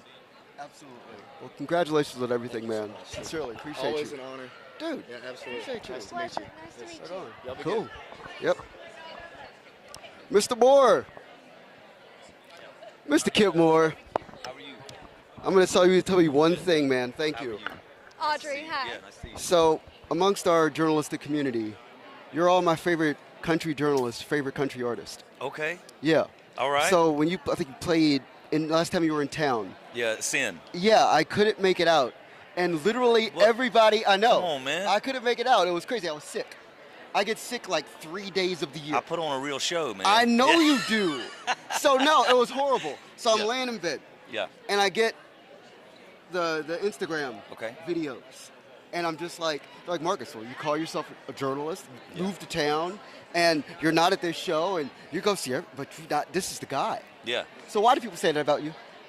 Why do people say that about me? You know, when you got swagger, you got swagger. You know? I would say I put a lot into, like, and I don't know if it's from, like, playing sports my whole life and how much I put into basketball for so long. I put so much into what I do. My preparation is through the roof with my band, with everything, and it is. I think too, because everything that we are doing on stage is live. Yeah. And there's not a lot of that left in any kind of music where everything's live. I think fans feel that. They don't know what they're hearing and why they're feeling the way they feel, but because everything is live and they've been so used to hearing so many tracks with everything from pop, country, rock, everything, so many tracks going on. So then when something comes up that's like, why does this make me feel different? Why does the sound feel different? And then I think that's what's been happening, that's been moving so many people with fans, and why the crowds just keep getting bigger and bigger. Absolutely so. Audrey? Yeah, so how do you stay true to that, authenticity in this ever-changing country music landscape? How do you stay Kip Moore? I don't look right and left at what's going on. I love a lot of these artists and I respect it. It's just not something, I'm not paying attention to what the crowd is doing as far as how the industry is constantly changing live and recording and those things. I try to let my own compass guide me in every single thing that I do. So I don't know, that's just kind of what I've always hung my hat on. Absolutely. Well, man, I appreciate the time. And I Buddy, wanted nice to to let meet you you. know. Nice to meet you. I wanted to officially give you like an apology, like in real I time. hope you get to see a show. No, absolutely. I hope you come Let's out make it and see happen. a show. I'm in. Yeah, check out the stuff less from this fall. I'm serious. I Yeah, got 13 shows. no. I got New York City, Boston, Jersey. Okay. Come see a show. No, Hang I'm out, in. Have a drink. Say less. Okay. Consider it Hey, done. nice to meet you. Appreciate I it. saw you in 2021, Yeah, way where back. at? Didn't you play on the roof of the Sky Deck? Yeah, it was some kind of private thing with Yeah. me and Lee Bryce did a private thing. That's some what I kind saw. Of like charity thing. That's Yeah. what I saw. Okay. You killed it. Yeah. High energy. See? So let's go here. Sam. Sam Williams. I love when we run into each other. Gorgeous. I'm Sam. Hi. So, Is this for me? talk to me about this being a regular part of your career now. Because I think it means something different now with where you are right now. Yeah, I mean, I think that it's kind of about perseverance. Yeah. I always rear my head, and I might not be on the tier of artists right now competing for major awards, but I'm still in it every day. Right. So this being part of it is amazing. I feel happy for the little kid in me that imagined it one day. And I may not have known how hard it was going to be, but it's so hard, and it's fun, and it's hard, and it hurts, and it's also just the thrill of a lifetime at the same time. Okay, so real talk. Let's talk about the new Nashville. Let's do it. Yeah. Express to people what that means, why it's important. I mean, it's a little bit of everything, and I think that, I think everything can be inspiring, right? Yeah. Whether it's music, you seeing a cardinal fly by in the car, and I think that all the things and the artists I grew up on, in my generation, I was born in '97. What I take from pop and hip hop and everything, and bring to country music with my kind of natural songwriting ability. Right. It's just exciting to me because it opens the door. Yeah. I think that some of the limitations, in my life, my career, it can box you in, and that it opens it up. And I think that, the new Nashville for me is moving forward, as we're seeing here tonight with artists that we've all, admire from afar, like B and Post, Mhm. and to get to see them, make their mark here, like, it's a good feeling. Yeah. Right. And I'm excited to get all my new music out next year. That's kind of the culmination of a lot of the influences that I haven't really shown yet sonically. Right. So, final question before I let you roll. I call you a modern vintage artist. What does that mean? A modern vintage artist. I mean, I think that maybe that just has an element of nostalgia. Yeah. I think that if you take my family history out of it, I mean, it's part of me, but I think Right. there's something about the things that I produce that has a nostalgic effect. And, I can't really help it. Maybe I'm a ghost. I don't know. Maybe I'm haunted and I should go home. No, we've talked about the haunting. Oh, yeah, we have talked about the haunted. You know. Oh, no. Oh, no. Yeah, working with You're probably wondering how I with got and here. Carter and all that. Yeah. When you worked on the duet. Yes. Yeah. And actually the haunting of the house. Yeah, I mean, unfortunately, all of my hauntedness is online. You can kind of connect the dots on Wikipedia, so, I don't have that part going great for me. But you're good, though. But, it's in the music now in a good way. I pull it off. Yes. I pull it off. Brother, well, I appreciate you as always, friend. You too, absolutely. Sincerely, brother. man. Thank you. Oh, yeah. Thank you. Always. Absolutely. Thank you. So. Got Mr. Matt Stell next. Yeah. Yes. This guy. Matt, let's roll, brother. How's it going, fam? Good, man. Hello, How you doing? hello, Matt. Absolutely. How's do you want it to kick feel this to off? be here? Oh, it's great to be here. I mean, you look around, we anticipating a great show, get to run into some friends and on the red carpet and make new friends and do the thing, man. It's great. Absolutely. So as far as this year, take me into just, like I say, it's consistency with you. Like, you're at a point now where people are aware of you, they know what to expect. I mean, it's tough to really quantify that. All I know is that I'm just happy to be able to put music out and have some people that want to hear it. Like, that's all I ever wanted. And obviously you want to get that in front of more people as you can. But man, I'm really happy to just be able to put music out and whatever. Somebody listen to the noise I'm making. Right. So you want? Yeah. I heard that. Born Lonely just came out. It did. Little birdie told me you've got it tattooed on your arm. I do. I see your Amy Winehouse here. Yeah, I love her. That's awesome. I would show you mine, but I can't get my coat off. But yeah, no, Amy Winehouse. We used to cover Rehab sometimes. Yeah, and she's great, man. Absolutely. Yeah.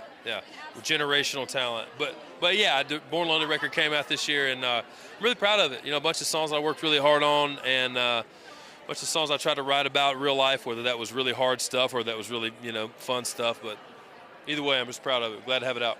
Were you born lonely?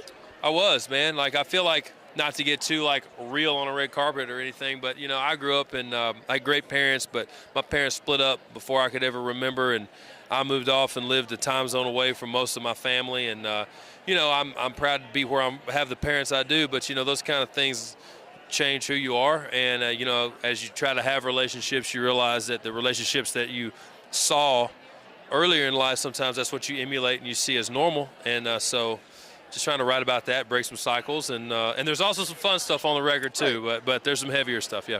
Absolutely, man. It's always a pleasure to see you, sir. Absolutely. Great to see you. Sincerely appreciate you, man. Absolutely. Good to see no you. doubt. Absolutely. Cool. So we have half of a duo here. Hello. Okay. No problem. Hold on. Oh, wait. Hold on, actually. Hold on one second. Mr. Jordan Davis? Brother. What's up, buddy? How are you? Good to see you, man. You're looking sharp. to see you, too. Hello. How are you doing? Good to see you. Good to see you. Great to see you. Am I Singer-songwriter holding this? extraordinaire. Are you sure? No, I don't want to. I feel like you should never lose the mic, but I just got it there. Sorry. What's up, Mark? Singer-songwriter extraordinaire Jordan Davis. What's going on, sir? Good to see you, man. Yeah, man. So you're at a place now where people respect the quality of the work. And I wanted to ask you about that, like on camera, because I think it's the fact that, people know that when they're getting your work, they know exactly who you are, what you stand for. Talk to me about that. No, I mean, I think it started from just doing it from day one. I think I chased something early on, and, when I truly started writing my best music is when I just got honest and started writing what was in my heart and what I felt like I needed to write. And that was when it flipped a switch.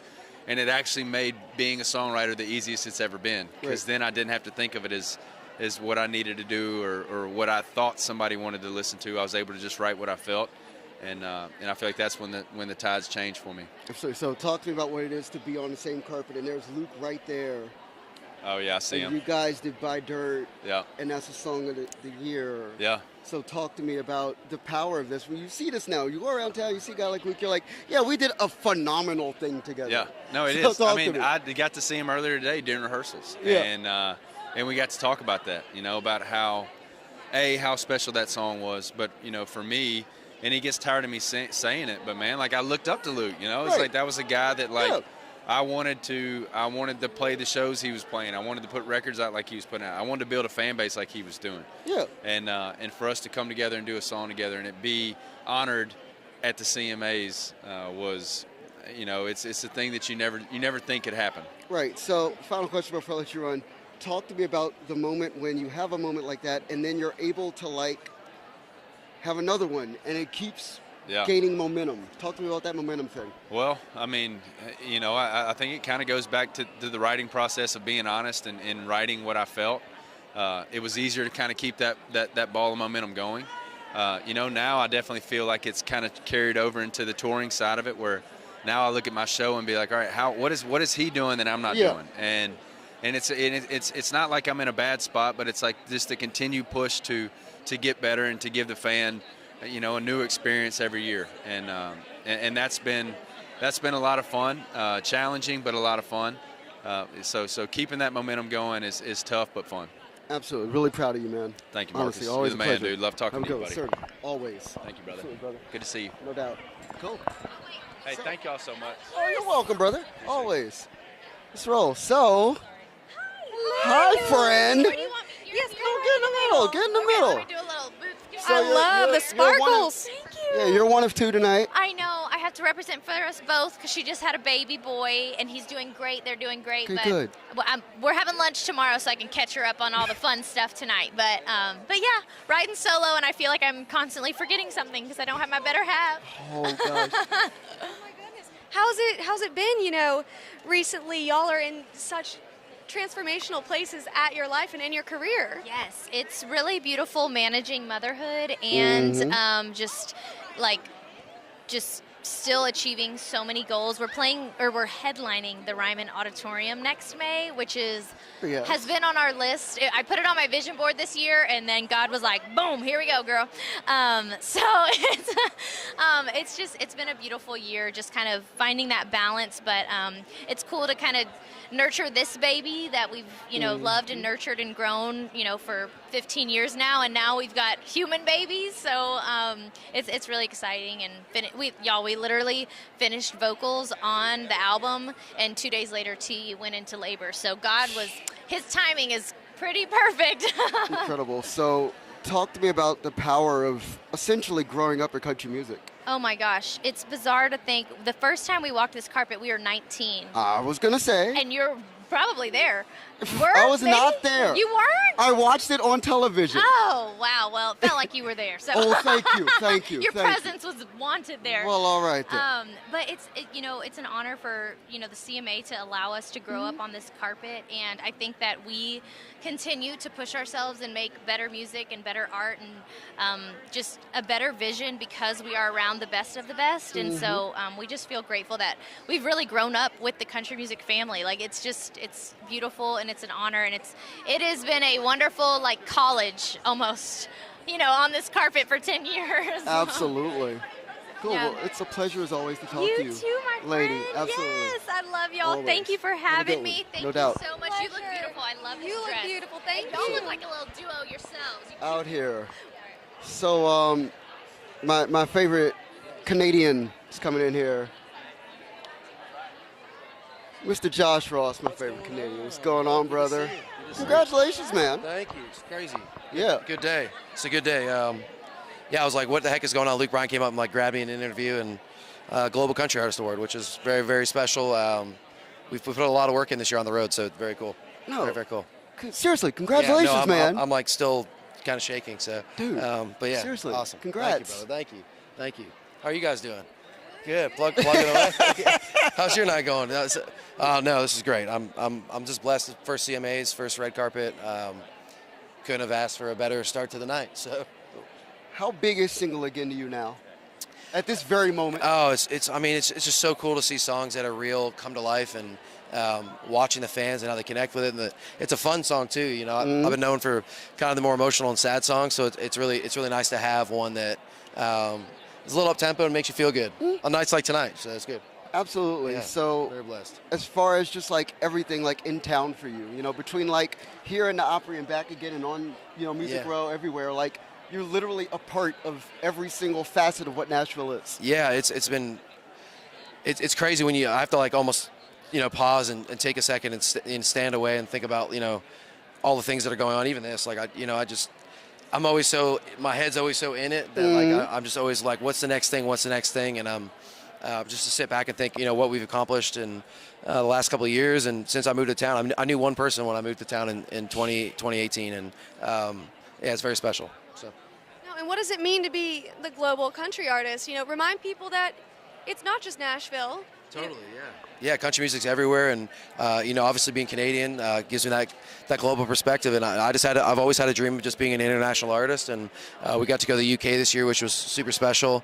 Got to go to Australia. Obviously, played lots of shows in the US. So definitely lots of traveling this year. So. Absolutely cool, brother. Well, congratulations, dude. Thank you know, honestly, you. Yeah, I appreciate you, man. Thank you. Very good to see you. Yeah, thank you guys. Great work. Yeah, definitely, brother, no doubt. Cool. Okay. Oh, right. Hey, Mr. Ross, you're asked to do a fit check on this suit real fast. All right. So let's talk about it. Tell people what it is. John Varvatos. All John Varvatos. So, nice, man. Yeah, very lucky. They're good people. I'm very basic, so they help me out. Hell yeah. Make me look good. All right. Looking good. Yeah. Thank you. Appreciate you guys. Love No you. doubt, Thank you. Brian. Oh my goodness, good to see you again. Brother. You are looking good. How are you, my guy? How are Hello, you? hi, Good to Audrey. see you. Audrey, good to meet you. Yeah, so let's talk about Mr. Cody Johnson. Oh yeah, the man. The man. And the painter. Yes, sir. Yes, sir. Explain to people, like, okay. It's like a masterclass love song. Thank you. No, like Thank you. break it down, man. Well, you know, it's like a true story about my wife. She encouraged me to quit my job and chase my dreams. And a few months after I signed my very first publishing deal, I wrote this song with Kat Higgins and Benji Davis. And this is just a dream come true, standing here celebrating this song. And even if we don't come home with that trophy, I feel like we're winners, you know, just being here of all the great songs written this year. So it's just an honor. It really is. Absolutely. Do you feel like the sentiments in The Painter have always been there for you? Like those lyrics, did they just pour out? You know, they've always been there, but I think Benji Davis and Kat Higgins, my co-writers, really helped me bring that idea to life. And so, yeah, it's just a special song, and having my wife here with me, it's a special night. Absolutely. So final question. I talked to Cody about it. He just came through. Okay. And we were talking about the community of songwriters that is surrounding him at this moment. Like, literally, like, he lifts you up, and then you lift him up, and it's this beautiful symbiotic relationship. Oh, he is the best champion for songwriters out there right now. You know, he's recording all these songs that he didn't write himself, and I'm just so thankful for him, and he's given these songwriters new life and a fresh voice, and so I think we're just trying to bring him the best songs possible right now. Dude, absolutely. It's a pleasure as always, my Oh, friend. thank you so much. No It's doubt, good man. to be here with y'all. Best of Great luck to see you. tonight. Thank you. Thank you. So, Take care. yes. So, a 75-time mandolin champion artist, Sierra Hall is in the building. Beautiful. Thank you so much. You guys look amazing. Thank Thank you. Absolutely. You're going to be on the stage tonight. I am. I'm excited. It's going to be so much fun. I get to play with Dirk Bentley and two of my favorite bluegrass sisters, Molly Tuttle and Bronwyn Keith Hines. We're going to have so much fun. So you interviewed Molly Tuttle. Oh, I love it. Yeah, she's awesome. So what is bluegrass is having this moment right now? What can you tell us about it? Like the world is coming back to bluegrass. Well, I grew up playing bluegrass. I mean, I've played it my whole life. I started playing mandolin when I was 8 years old and just absolutely fell in love with it. And even as I dabble in other genres and come back, there's just a feeling of home and just that really genuine, they say three chords in the truth. It's sort of that, it is that. And I think it shares like a lot of roots with country music in that way. And there's just something that I think makes you feel like home here in bluegrass. So I think people kind of relate to that in a world where, it's hard to tell what's real these days, Right. Hold on one second. Bronwyn. Ma'am. Come on. This is all family here. Molly, come on. How's it going? So, here's what I'm thinking. I'm going to give you the microphone. And y'all need to talk about how the three of you know each other and how this is like the most normal thing in the world, even though we're on a carpet. The most normal thing. Okay, well, we all kind of go way back. Sierra and I met each other when we were like 11 or 12 years old, kids on bluegrass. We were the all-stars. And IBMA. Bronwyn and I play in a band together. We just flew in from tour today. Got in at like 11 a.m., came straight here. I'll pass it off. Yeah, well, of course, that's how Molly and I have known each other for many years. Bronwyn and I met when we were at college at Berklee College of Music and kind of go all the way back to then. And, of course, her husband and my husband were friends. Like, it's just a whole community that, is very easily intertwined, Not to mention the girls' nights that we have sometimes. Sometimes we don't even. Oh, yeah, I've got two mics. Have you met Audrey yet? Hi, I'm Bronwyn. Nice to meet you. Yeah, so we're friends when we play music and outside of the music. We do have world. we kind of have a standing ladies' night, we like to call it. Now, tour makes it a little trouble to like, but we always have a little group text going, when's the next ladies' night? We've done like 2 ladies' nights this year, so it's like hard to find a single day when we're all not on tour. Considering our schedules, though, I call that a success. Yes. Ladies, best of luck tonight. It's a pleasure, honestly. It's so good to see you. We've got one of my favorite artists here. No doubt. This is Mr. Noah Kahan. Yo. How's it going? Nice to meet you. How's it going? Good to see you, brother. How you doing? Good to see you. Guy, how you doing? I've seen you so much. It's such a pleasure I know, to see get your in the face. middle, get in the all right, middle, all get in right, the fine. middle. I don't deserve the middle. All right. All right. Good. You look fantastic. You look fantastic. You guys look great. Oh so, my God.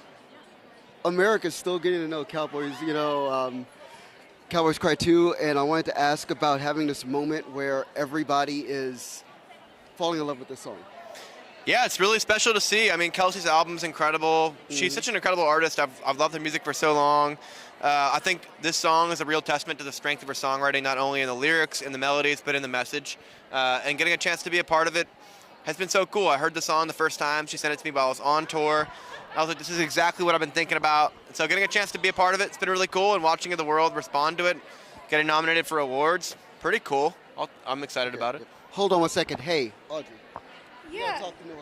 Well, we've talked briefly before, and we were talking about mental health. Mm-hmm. So Cowboys Cry 2, I feel like, is a mental health anthem. Absolutely. Let's talk about that.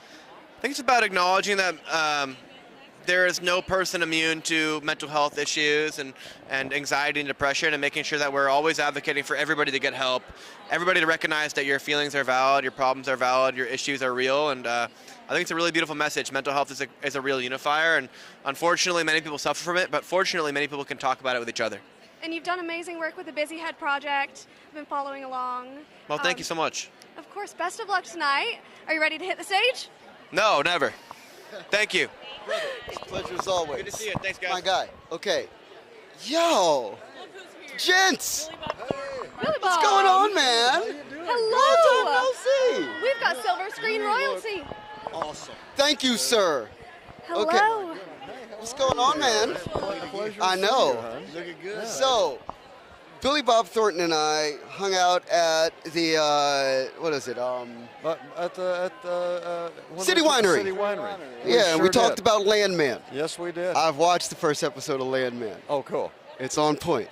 Oh, thank you. Talk buddy. to the people Thank about you. Landman, please, sir. Well, it's a show that Taylor Sheridan created around me. He said, "I'm going to write it in your voice." It's about the oil boom in the 2000s out in West Texas.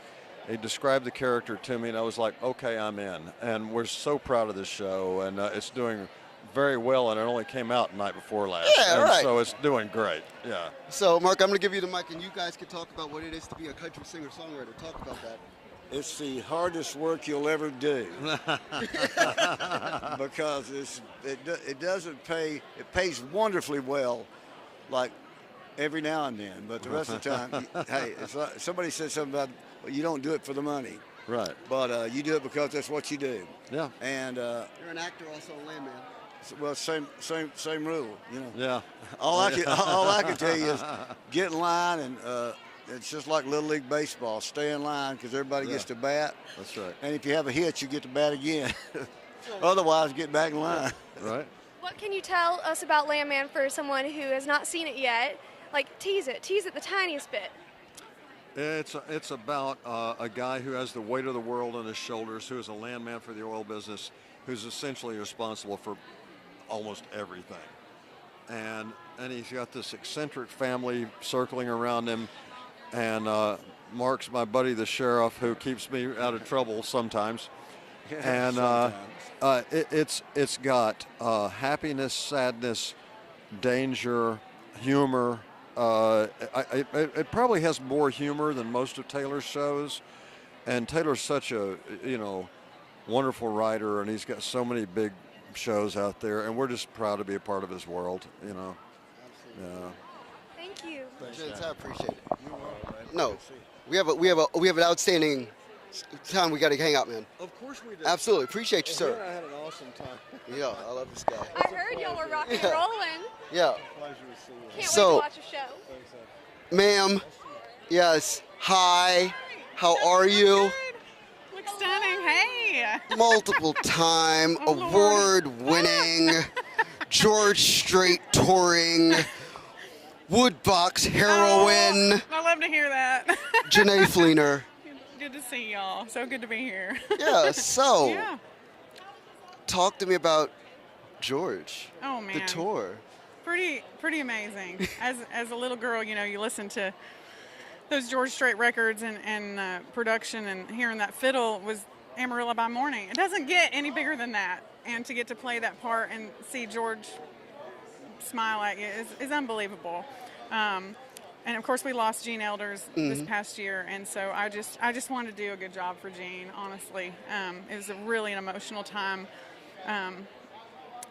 Getting to be with that camp, and just they lost some key members, in the past, like 3 guys in a very short amount of time. And but anyway, I got to, just do the best I could for Gene, really.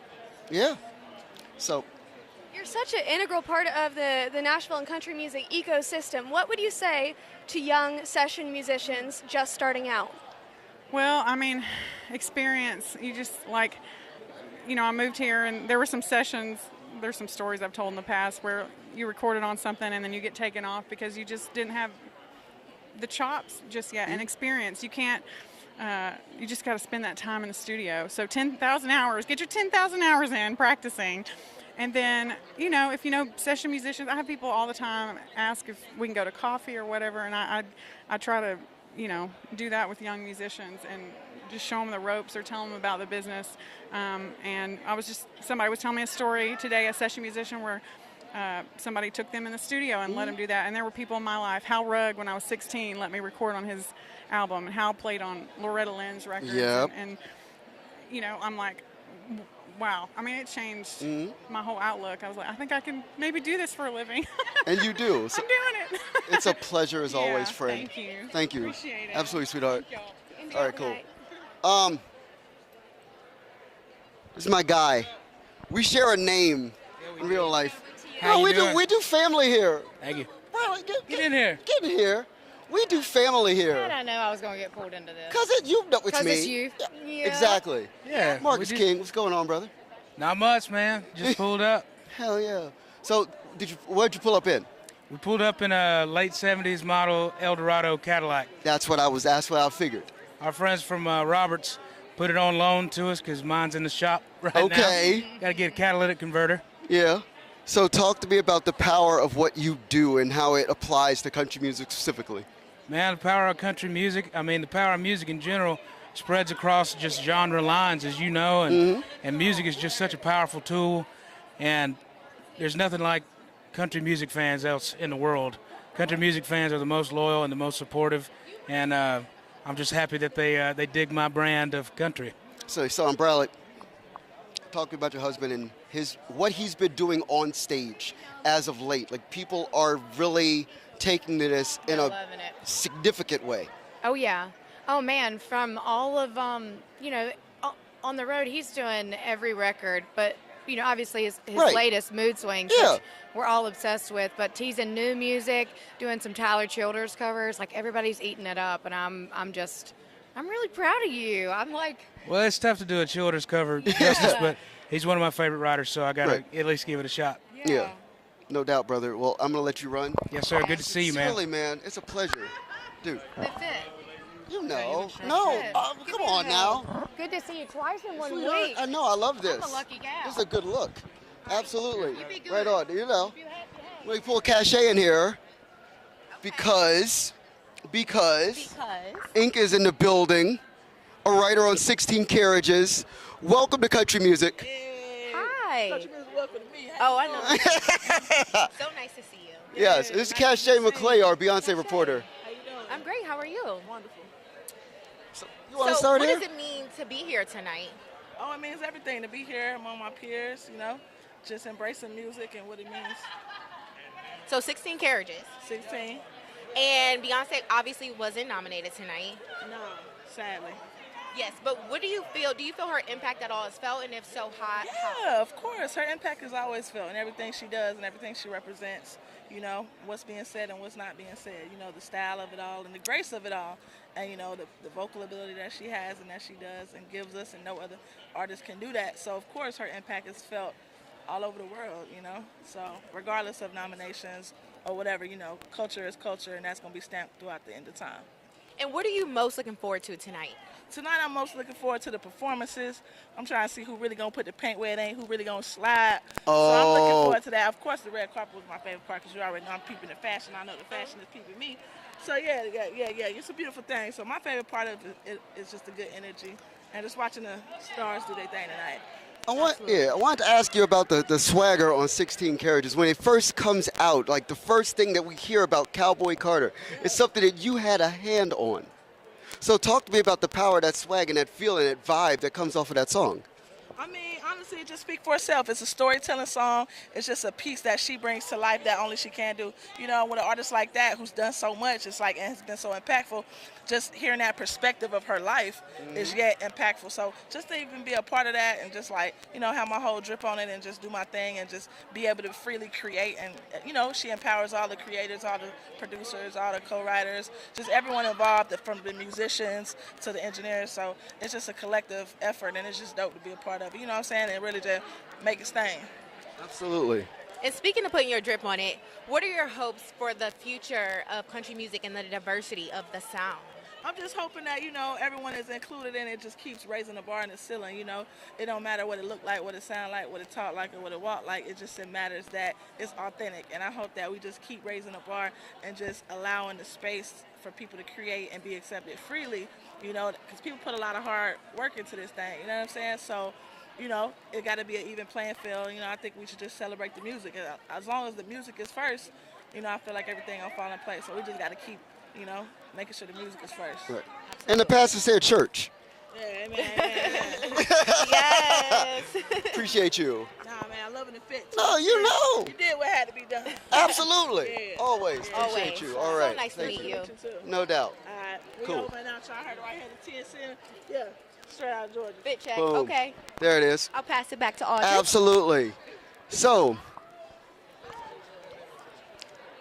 Mr. Gorley, We have got songwriting royalty. Yeah, in so the house. I was going to say, Mr.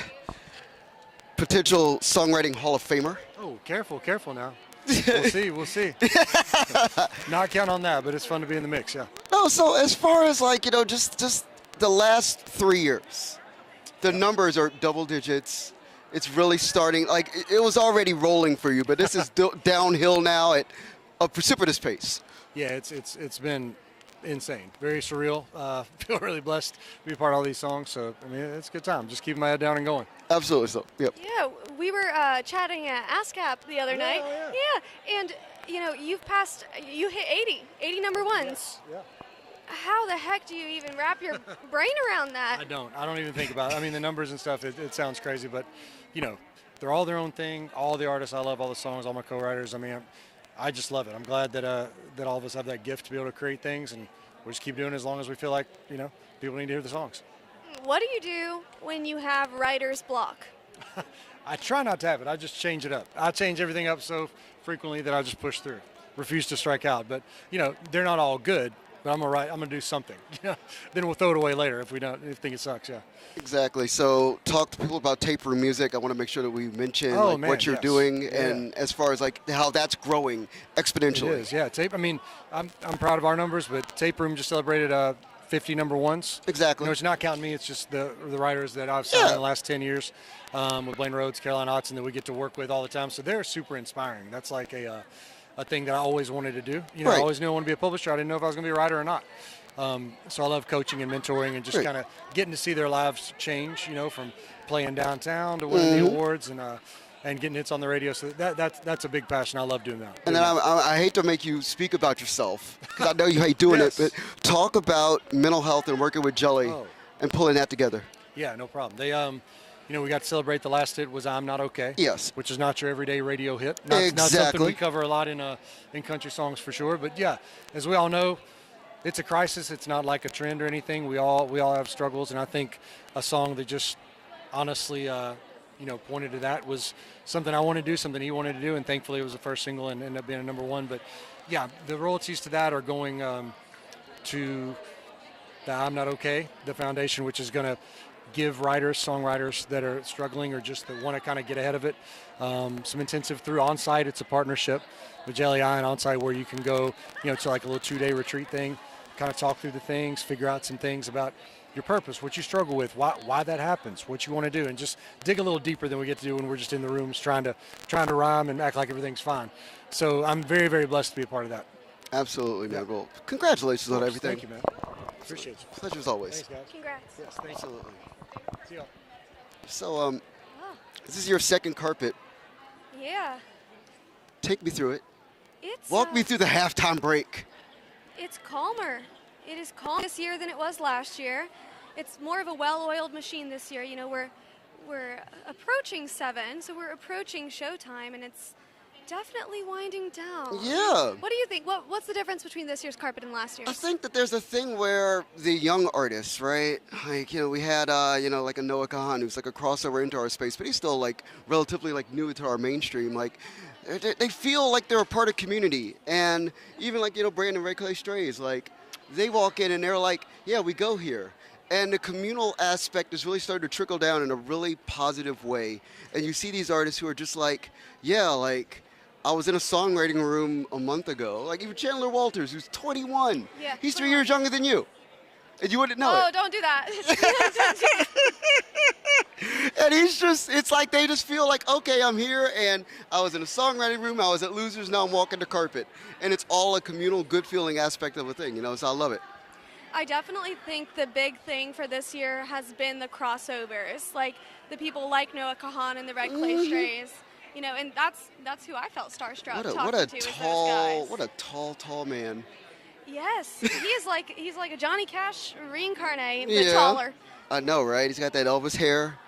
So yeah, okay. We got Willie Jones. I'm gonna step in and let Cachet in the building. So, come right on up. this guy Willie Jones in the building. What's going on, man? How you doing? I'm really good. Have you met Cachet, right?